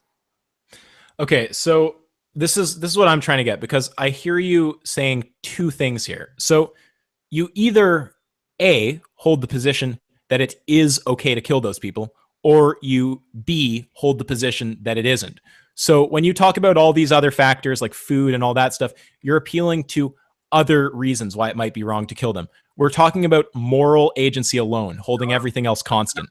And without moral agency, if they are literally on the level, like I said, or below the understanding, let's say, or a cow, or just to the understanding of a cow when it comes to moral agency, which I literally don't think cows have any form of moral agency. So we're talking about a person that doesn't have any form of moral agency. They don't exhibit moral behavior. They can't make moral statements or judgments. Yeah.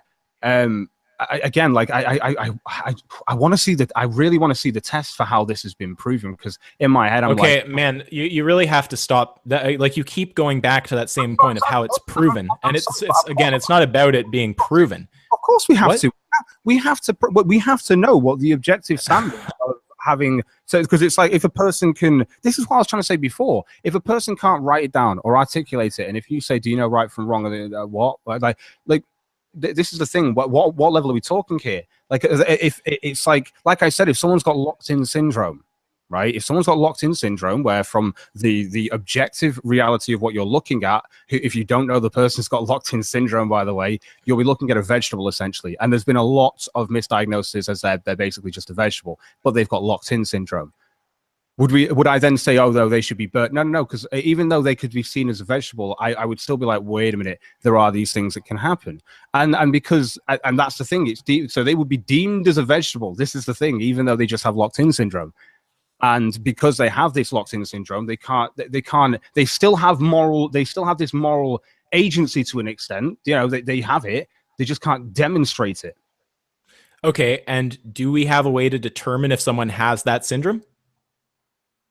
Locked-in syndrome. I mean, surely we can diagnose it if it's a syndrome. Diagnosis, locked-in syndrome, we can. It's something that we can diagnose, but like I said, it's just misdiagnosed a lot of the time. It's something that we can diagnose to an extent. Yeah. So what you're doing, you're talking about a fringe case where there's no external signs of morality, but they've got mental activity going on. Sorry, are we not talking about a fringe case of these people that don't have any? Sorry, we're not talking about fringe cases here. I thought we were. Well, we are, but you're talking about a different situation. So what I'm trying, which shows me to think like this. Well, yeah, when you try to go off topic, I bring you back to the topic. Yeah. So we're your fringe point, listen to your fringe point, okay, and then I'll go to mine and I'll explain how simple. Well, no, Cog, you're going off topic, so I'm going to just bring it back right now. The whole question is, you've got a human who lacks. You can't. It's not that you can concretely demonstrate they have no moral agency. It's that there is no evidence that they have moral agency to any greater degree than a cow. So you can't provide any positive proof of it. And now, you have either way, then, is there? Sorry? So there's not actually proof either way. That's what you're telling me here. Well, what proof that there's not proof they have moral agency. There's not proof they don't have moral agency. Yes, that's what I'm saying. Yeah, let's go with that. Let's assume you can't prove it either way, like same way as a cow. Cool. So sorry? Cool, they're a human. Okay. Yeah, that's just an appeal to species. You could say, yeah. So we can get on to have it, so they may still have it. Okay. So Jesus Christ. No. We're back to the point that I'm hammering you on that you can't get past. So we've got the point of moral agency. Okay. So if you've got a human, again, doesn't mean unfortunately, sometimes when you're talking to someone who literally can't fucking comprehend what you're saying, you have to dumb it down and repeat it a little bit for them. So look, you've got a human who lacks moral agency. They don't have moral agency to any greater degree than a cow. You can't demonstrate that they have that moral agency. I know. The question is whether in that situation you would be okay with killing that person needlessly in a Holocaust. Would you approve of that?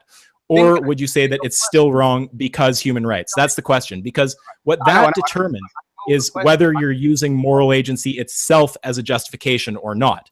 And if you say that it is okay to do the Holocaust, well, then I would say you've abandoned human rights, and I would consider that victory. And if you would say, no, it's not okay to do the Holocaust, then what you're saying is that moral agency is not the justification, or lack moral agency is not the justification for killing someone. So you have to actually choose one of those two positions. So your question that you've asked 1,000 times, which I've gone over 1,000 times because incorrectly, which you keep avoiding, Cog. Don't try to pretend like you've been giving a coherent answer. You haven't. No, because there isn't a coherent answer. The answer that I've been no, you just don't have one. But continue. Like I've said to you 1,000 times, right? I said to you 1,000 times. Number one, incorrectly. Yeah, but go on.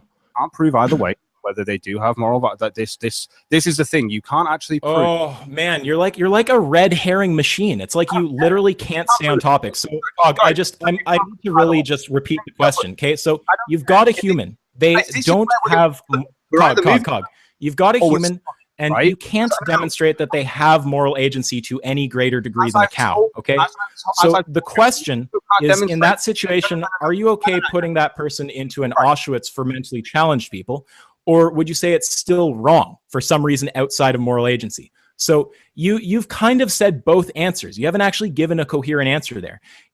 Are you saying it's okay to put that person into an Auschwitz? Is that just not a problem? Don't talk about food. Don't talk about, oh, they're still human. I'm asking, is it okay? And you said, if we can't demonstrate, and we also can't actually demonstrate either way because we fucking can't. So we can't demonstrate that a human has got more moral agency than a cow, and we also can't demonstrate that they don't have moral agency at all, something you also miss out of your fucking question. So if we also can't prove that, do we just deem them animals? No, we don't, because like I said, they're humans. Okay. Right there. Okay. Whoa, Cog, right there. So that, again, you've acknowledged the thing that I pointed out before. So you're appealing to something outside of moral agency. So lack of moral agency, in your mind, that's not enough to justify killing someone, is it? Because they're human, I know they have moral agency. They go together. This is No. Now you're trying to say that humans who, again, it's like no. Don't try. Now you're going no, because I'll just calmly talk over you. So what you're trying to do is you're trying to say, oh, you can't demonstrate that they have moral agency or they don't. It's beside the point. You can't demonstrate that the cow does or doesn't either.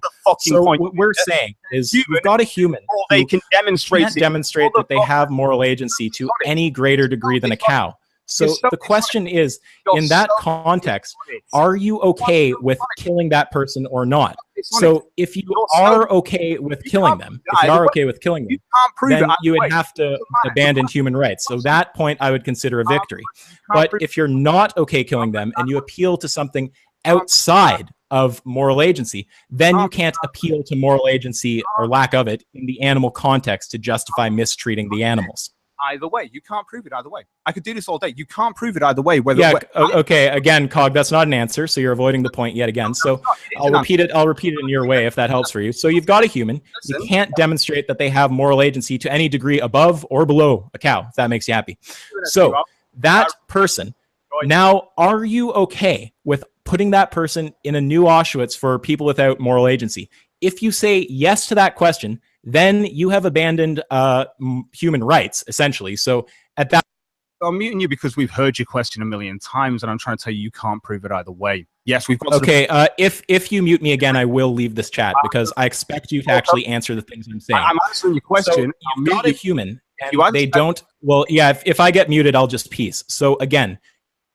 Bye then, because you're talking over me. I've heard your question a million times. And as I've said to you 1,000 times, and I'm going to say to the fucking live chat, because fuck this debate, it's the most stupid thing to sit there and say that you can't prove either way whether they do or don't have any moral agency. But because they're human, obviously, they obviously can have moral agency. You know they have the capacity for it because you're a human and you also have it. However, if we can't prove that it's over, what do you mean if we can't prove it? You saying that you can prove that they don't have moral agency? No, you aren't. You can't prove that they don't have moral agency, and that's the end of the fucking discussion, because you can't get past your silly fucking question, you fucking religious cunt. Nice religion you got there, guys. Wow, that was fun. Jesus Christ. Yes. Cog lost. He's a pussy because he didn't leave the chat. He muted a guy who constantly kept saying the same fucking question, which is boring to me. Sorry, but if I've answered the same question a million times in a million ways and you aren't taking it on board that your question is inconsistent, then I show the inconsistency within your question. Fuck it. Why the fuck not? Why can't I do that? You've literally showed an inconsistency within your question. And I am totally within my right to fucking mute you if you're going to consistently say the same question and talk over me. You're not showing any form of standard where you're actually going to shut up and listen to an answer. You're just going to say the same question like, oh my God, you didn't get it, bro. No, because you keep saying if we can't demonstrate. And I'm saying, but can you demonstrate they actually don't have any at all, any moral fucking agency? Because I can tell you as a human, they at least have the capability and the capacity to be, you know, they have the capacity to have moral agency because they're human. Oh, but that's the species one. That's next. We'll get there. Well, we never did because you can't fucking show that they don't have moral agency. You fucking idiot. So that's the end of the stream, guys. Fuck it. There's some angry vegans in the chat. If anyone wants to come in and shout at me, there's the hangout link in the chat. I don't give a shit. Go for it, guys. Go sick in the live stream. I'll be here for about 10 minutes.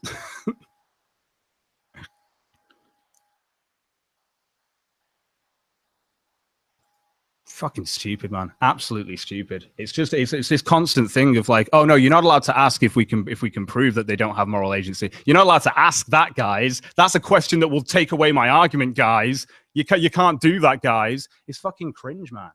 Fucking. You're not allowed to ask that, guys. That's a question that will take away my argument. You're echoing. Hey, Cog. Hello, Mr. Smile. Yo. Hello there, dude. Oh, that irate bear. Fucking hell, I didn't know you were still watching, dude. Hello. Yes, irate is here.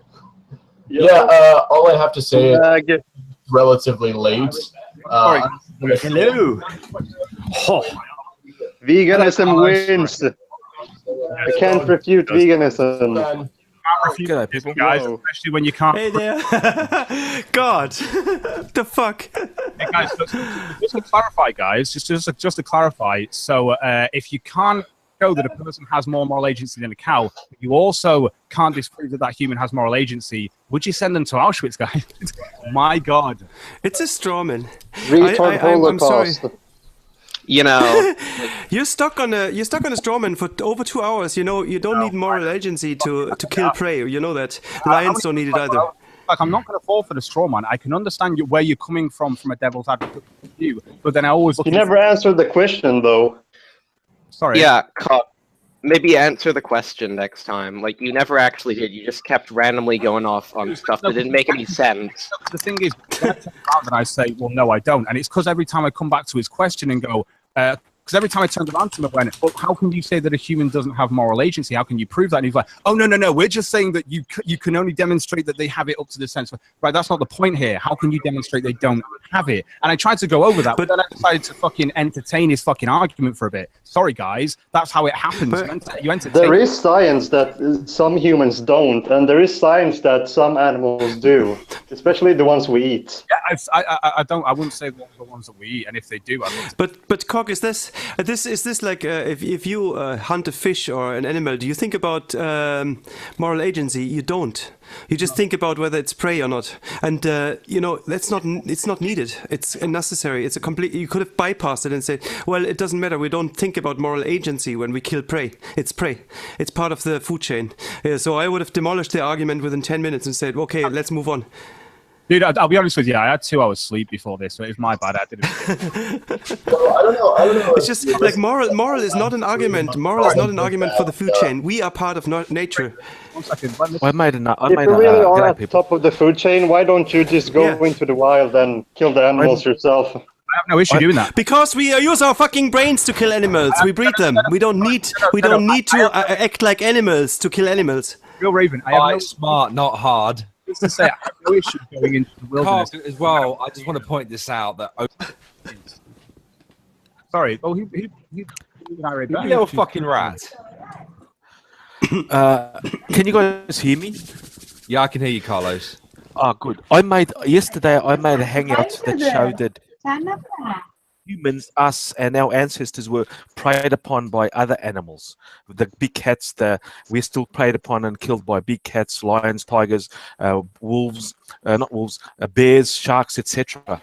Do those animals also have when they eat us? Do they think about it? No, because they have to eat it to survive. You got roasted, bro. Demonstrated. You did. You just totally got roasted, bro. You're gonna how this level of understanding the in a discussion with AskYourself. Okay, so give me the arbitrary lines for how we can demonstrate that a human doesn't have moral agency. Do that, please. There are none, but qualitatively, looking at the chat, you lost. Mate. Dude, well done. Do you know why he lost? He lost because he has crappy sound settings. The other guy was just drowned out because he had like a big hissy. No. The other guy just drowned out Cog's. I don't answer the same fucking question in every which way that I could, with every devil's advocate point I could, because I can do that. But when it comes back to my on you the could have chat, discarded the argument though, because are you really thinking about moral agency when you buy a steak? You're not. You're not thinking in these terms even. You think this is like part of the food chain. Do you think about the insects that are dying when you buy your veg, or do you think about the carcasses that are used to fertilize it? Do you think about these? I don't know, mate. I'm just saying. You just got roasted, man. Like big time roasted. Didn't. No, he didn't. No, you fucking didn't. The thing is that the vegan was a fucking chat, guys. I have no issue, but I like constructive criticism. If you're just going to go, you got roast, bro, you can do that from the chat. Fuck it, can't be asked. No, you didn't. Yeah. Well done, Cognitive. When someone talks over you, your sound just gets muted completely, man. Exactly. So what's the point in the and I'm trying to answer him, and he keeps going, oh, well, you're going down this road, so I'll say the question again. I'm like, but you can't. But whoa, wait. I know. Sorry. So the problem that I had with it is the fact that I kept saying to him, but your question is, if you basically can demonstrate that a person doesn't have this understanding or this moral agency of a cow, and I'm like, well, I don't think that cows have moral agency personally. I don't think that they do personally. And when it comes down to a human, I think because I'm human and I know I have my own moral agency, I can at least look at other humans and go, well, actually, I think that they also have their moral agency. And to then get to the point where I go, oh, but there's this arbitrary line I've defined that actually says that you don't have moral agency now. Well, if moral agency is what determines what you eat. No, it doesn't. Cock, that's not the reason why you don't eat humans. You don't eat humans because they're the same species. And lions don't eat lions because they're the same species. It's hardwired. It's nothing to do with moral agency. Okay, look. Like, you know, if you care about moral agency, why don't you eat dogs or cats then? Well, actually, because they're poisonous. You can't eat them because they're not nutritional. And they have vitamin A. You can get vitamin A poisoning if you eat dog, for example. Yes. Yeah, but people who live in Asia don't care. You can get cancer from meat, like it doesn't equivalent to anything. Okay, look. I'm gonna go ahead and just talk on this one, right? Cog. The only moral hang on. A person can have if they are Jains, the religion of Jain. Yo, hang on. Jainism. That is the only moral high point you can take. If you are just a vegan, you are taking on an ideology. If you are a vegetarian, which they eat just vegetables, but they don't go on with an ideology, baggage behind them, with a bullshit and shame you into not eating meat. I dismiss them. Vegans. I respect vegetarians. Okay. So, Cog. Yeah, you got me. Look, okay, so I can't be on your side for this one. Sure. Because first and foremost, there's a such thing as humans who do not have moral agency. If someone is a vegetable, they do not have moral agency. That is guaranteed. Yeah, no, and I have 100%. but I have no euthanasia on them. I said that in the stream. Sorry? I have no issue with them being euthanized. I've said this. Okay, so now... Well, that's a mistake. It's nothing to do with vegan. Let me finish. The problem that the vegans were having here is because AskYourself was trying to pose this to you as a hypothetical. So if in this situation, we can say objectively that this human does not have moral agency, are you okay with it? Now, it doesn't matter. Now, how you personally feel about humans does not matter. It matters that in this situation, we can say especially when people in your chat said that morals were subjective. Which is why I keep saying, how can you demonstrate a human? It doesn't matter. Right, it doesn't matter. It doesn't matter.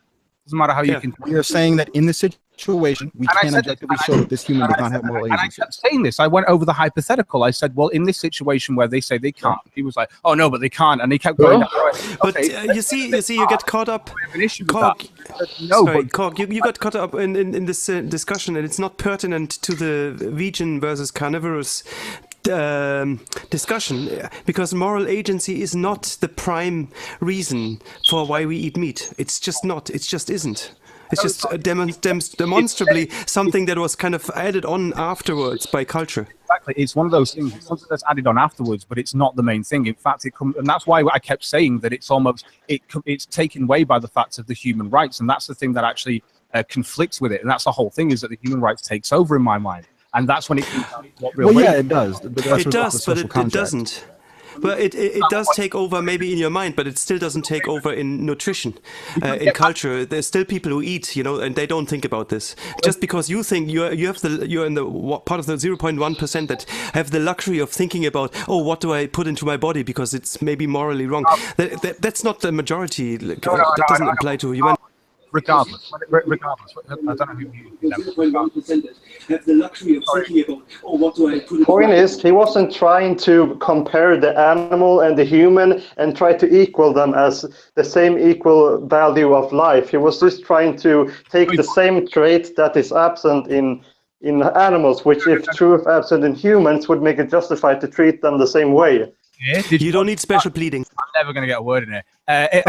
Did you watch the start of the stream when he turned around to me and said, yeah, well, because I kept saying, well, you're going to conflate humans with animals at a point. And he was like, well, we're getting there. And that's the whole point, because then he goes on to the nature thing after this. Well, you have to concede to this. And it's like, no, because it's like, and I tried to explain it as the laws of robotics, which is when one conflicts with another, the other one takes precedence. It's that sort of thing. So even though when you take away you can take it away, great. Even though I can argue for it, you can take it away, but it still comes down to human rights after that. And it's more like there's extra foundations that I suppose I could put it down as that are built in society that lead me down this path. But it's simple just to go, oh, well, I can take this one off. And no, it's not, because in the hypothetical, as I said to him, then fair enough. If you have this hypothetical where you can somehow objectively prove that these people don't have any moral agency at all, then I got to the point where I was like, I don't see an issue, because they don't be a hindrance in society to an extent, but I still see that as being a product. But then after that, even though I see it from that point of view, you then get the human rights, which obviously is what it's in conflict with, and then that takes precedence. That's what I was trying to question. But didn't AskYourself kind of had the same opinion, that he said he was all right with killing people who have no moral agency, or maybe like being like completely retards? It's not pertinent to the carnivore, to the meat eating debate, is it? It's nothing to do with it. It's a complete straw man. It's nothing to do with it. We do not eat meat because it's less intelligent. We would eat, a lion would still eat a pig, even if it knew it was more intelligent. I can hunt it down as part of the food chain. Fuck it. Why would he ask? Because cognitive about, you know, it being morally acceptable if he didn't agree with it. Because if he thought that having a retard Holocaust was okay, then he would just agree. But he tried to ask cognitive on what he thought about it. What has the Holocaust down to do with eating something that's below you in the food chain?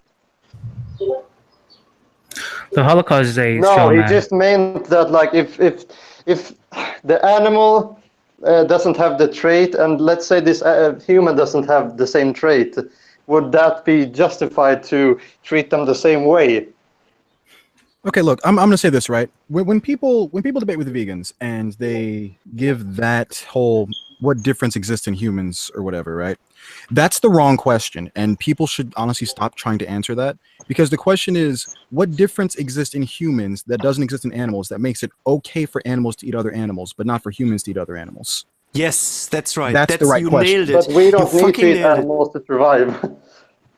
Humans are not special. Humans are not specials. We are apes. We are apes. Yeah, every living thing needs to eat. We are closer to chimpanzees, which basically are only herbivores.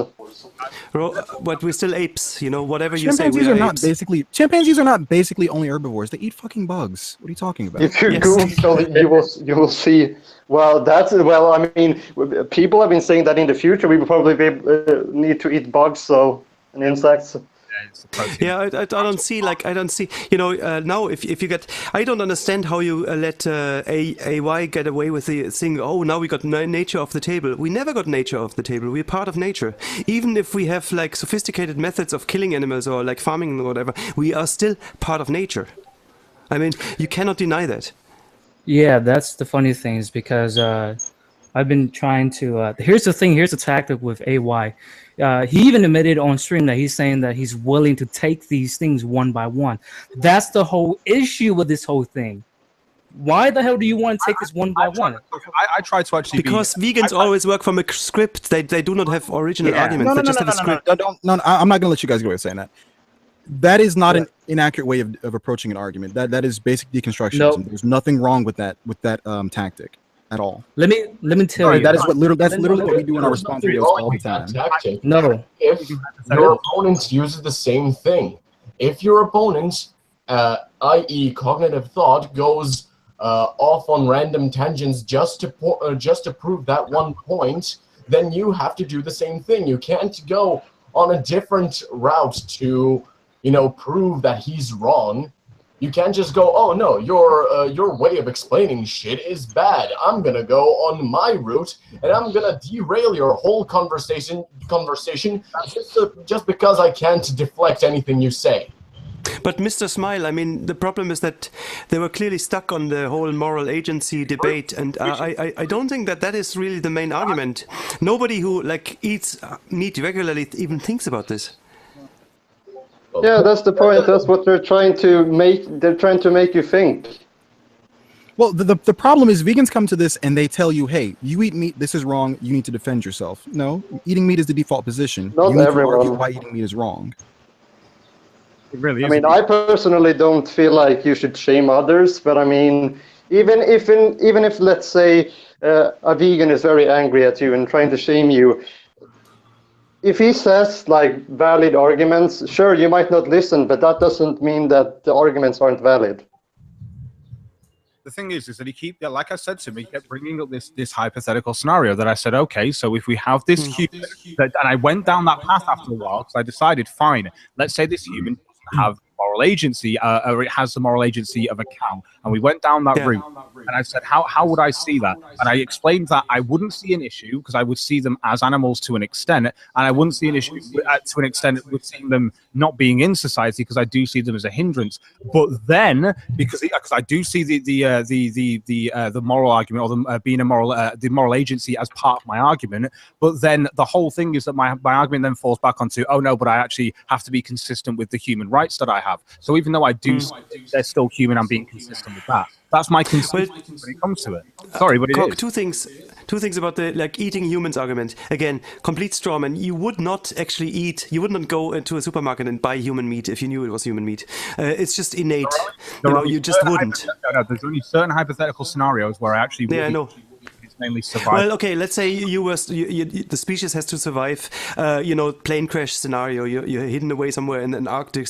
There's nothing to eat, and there's people dying. Whatever. That's an exception, But that's the only exception. You really have to create a complete kind of outside of the normal. What I was trying to say to me, it's all subjective. There are times when I will kill humans. There are times when I won't. And it's in complete conflict with my beliefs of human rights, won't it? But I can still get to that point. You wouldn't. Exactly, you wouldn't in normal circumstances. But then there's the aliens argument. You didn't even get that far because once you would have, once you would have defeated that, you would have said, well, is it okay for an alien to kill humans? I wouldn't have a choice. Is it okay? I don't make that choice then. But even then, I mean, would you put yourself in the shoes of the aliens, go to the Mars and find some other species? Would you eat them if they were intelligent, or would you say, well, where's your nearest burger joint? You wouldn't eat the apex species. You would probably ask them, well, could you lead me to one of your local restaurants? If humans went to another planet and it was a productive society, we'd actually, wow, we might learn something from you. If we see these farmyard animals, it's like, what are we going to learn from you? I don't know, but you might take it. Yeah, exactly. And the other way around, if you were... sorry, you're going. Does not learning anything from them justify killing them? I don't think so either. I think it's part of. We are part of a what's it called? A biotope here, right? Biosphere. Oh yeah, a biotope actually. So we are part of a biotope, and we are part of a food chain. We just happen to be on top of the food chain. So there's nothing wrong or right about it. There's no moral. Tell me, just because we can buy some meat in the grocery store, that automatically makes us top of the food chain. Yes. Just because we can, might makes right. Yes. No. Okay, got it. That's a flawed logic, in my opinion. No, it's not. No, it's not. Yeah, no. If we are the dominant... Well, then you could just say, I'm allowed to rape because might makes right. No, you can't. No. Hang on.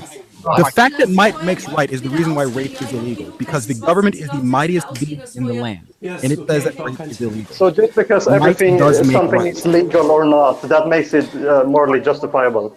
Yes, because we're not talking about morals. Morals is not even a dimension in this discussion. We are the dominant predator. No, but you brought up laws. No, but the thing is, right, even though I would go out and actually kill something, cook it, and eat it, when I get convenience store from the thing, that's because we're so dominant as a species, we can actually regulate their life and farm them. That's how dominant we are. Yeah, but most people wouldn't be able to kill them by themselves. So. Lenzer, there's the deer. There is no built-in moral thing in the food chain. Right. That's on top. It's separate. It's nothing to do with with you guys do know that slaughterhouse workers, they suffer from post-traumatic stress, and sometimes some pigs come and cuddle up with them, and they are not allowed to feel any compassion because it's their job. Yeah, and that's a different discussion. Let's have that discussion. And most people wouldn't be able to kill their own food anyway.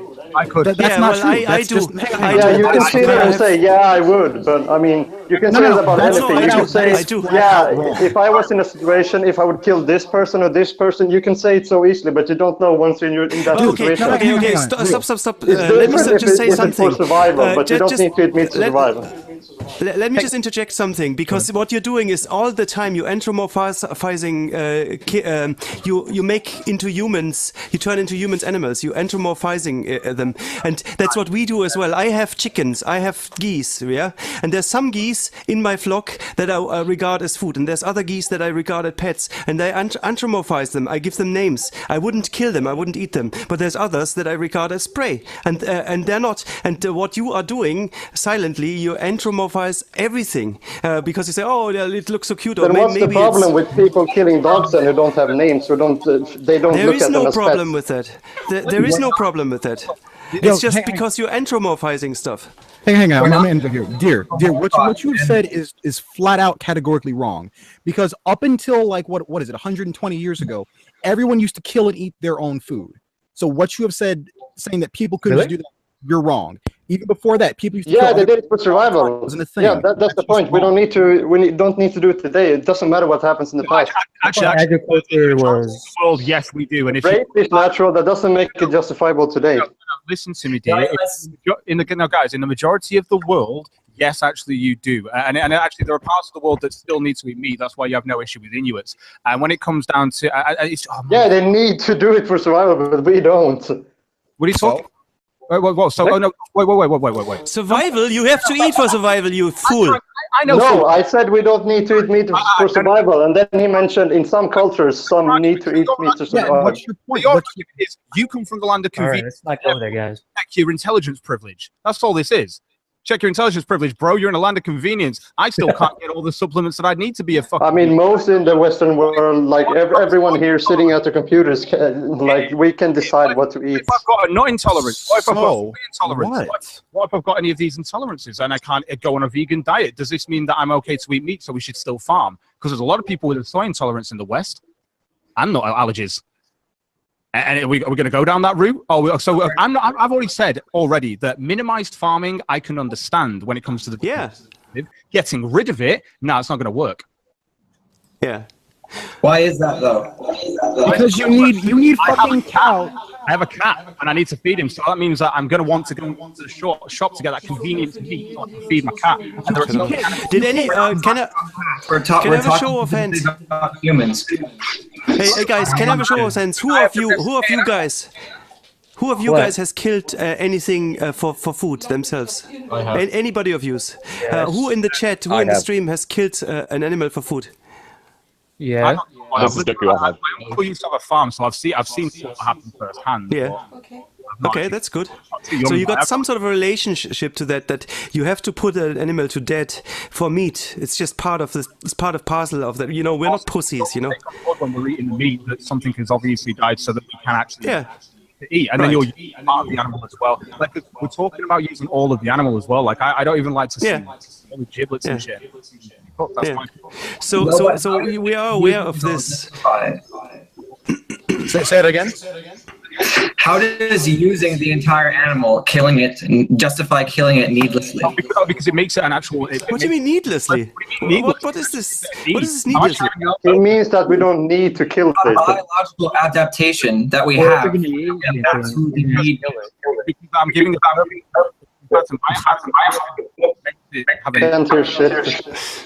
Guys, one has to mute himself.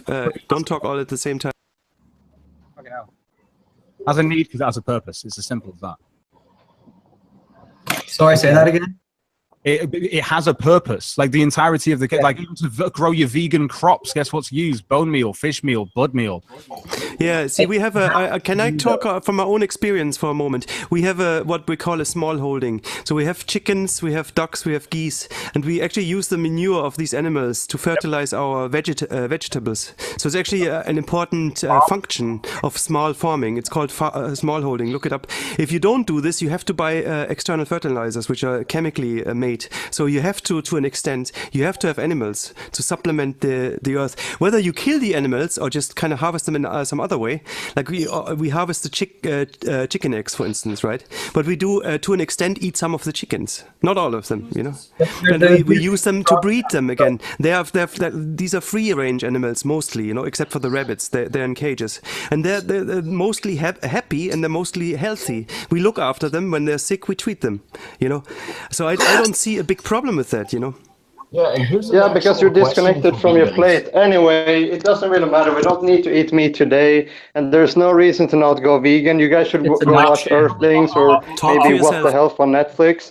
It's better for your health, it's better for the environment, and no animals need to be harmed. It's not better for your health. It's better if you eat less meat. I would concede that, but not completely going away from meat. Can you name the reason why we need a little meat in our diet to stay healthy? Vitamin D. B12. Don't get me wrong. I know you can get No. Hang on. But B12 isn't inherently from meat. It's created by bacteria. The only reason we don't get that much of it is because we're in a sanitary society, and it's one of the few disadvantages of being in a sanitary society. So that's why vegans supplement it, but it's not an inherent quality of meat that we require. Can you tell me why I can't eat meat and not apply parts of the vegan diet to my life and have a healthy diet? Say that again, sorry. Can I tell you why you can't eat meat? I can't eat meat and also apply healthy parts of the vegan diet to my lifestyle, because I'm not saying that it isn't a healthy diet to an extent. I'm just saying, and in fact, I've said this on other streams, that I could actually probably demonstrate an actual full vegan diet, being able to get hold of all the actual things that you need to consist with this diet, and the expenses as well, is your own personal preference. Yeah. Cognitive thought, are you an atheist? Am I an atheist? Really? Did you really ask the question? Yeah. Just always special pleading. So anyway, guys, I think we're going to call the stream there. Fuck it. It's been great to have you guys on. Thank you all for joining me. Thank you to 200 lovely people that are doing this, and I'll catch you later, world. It has been a Thanks, Cog.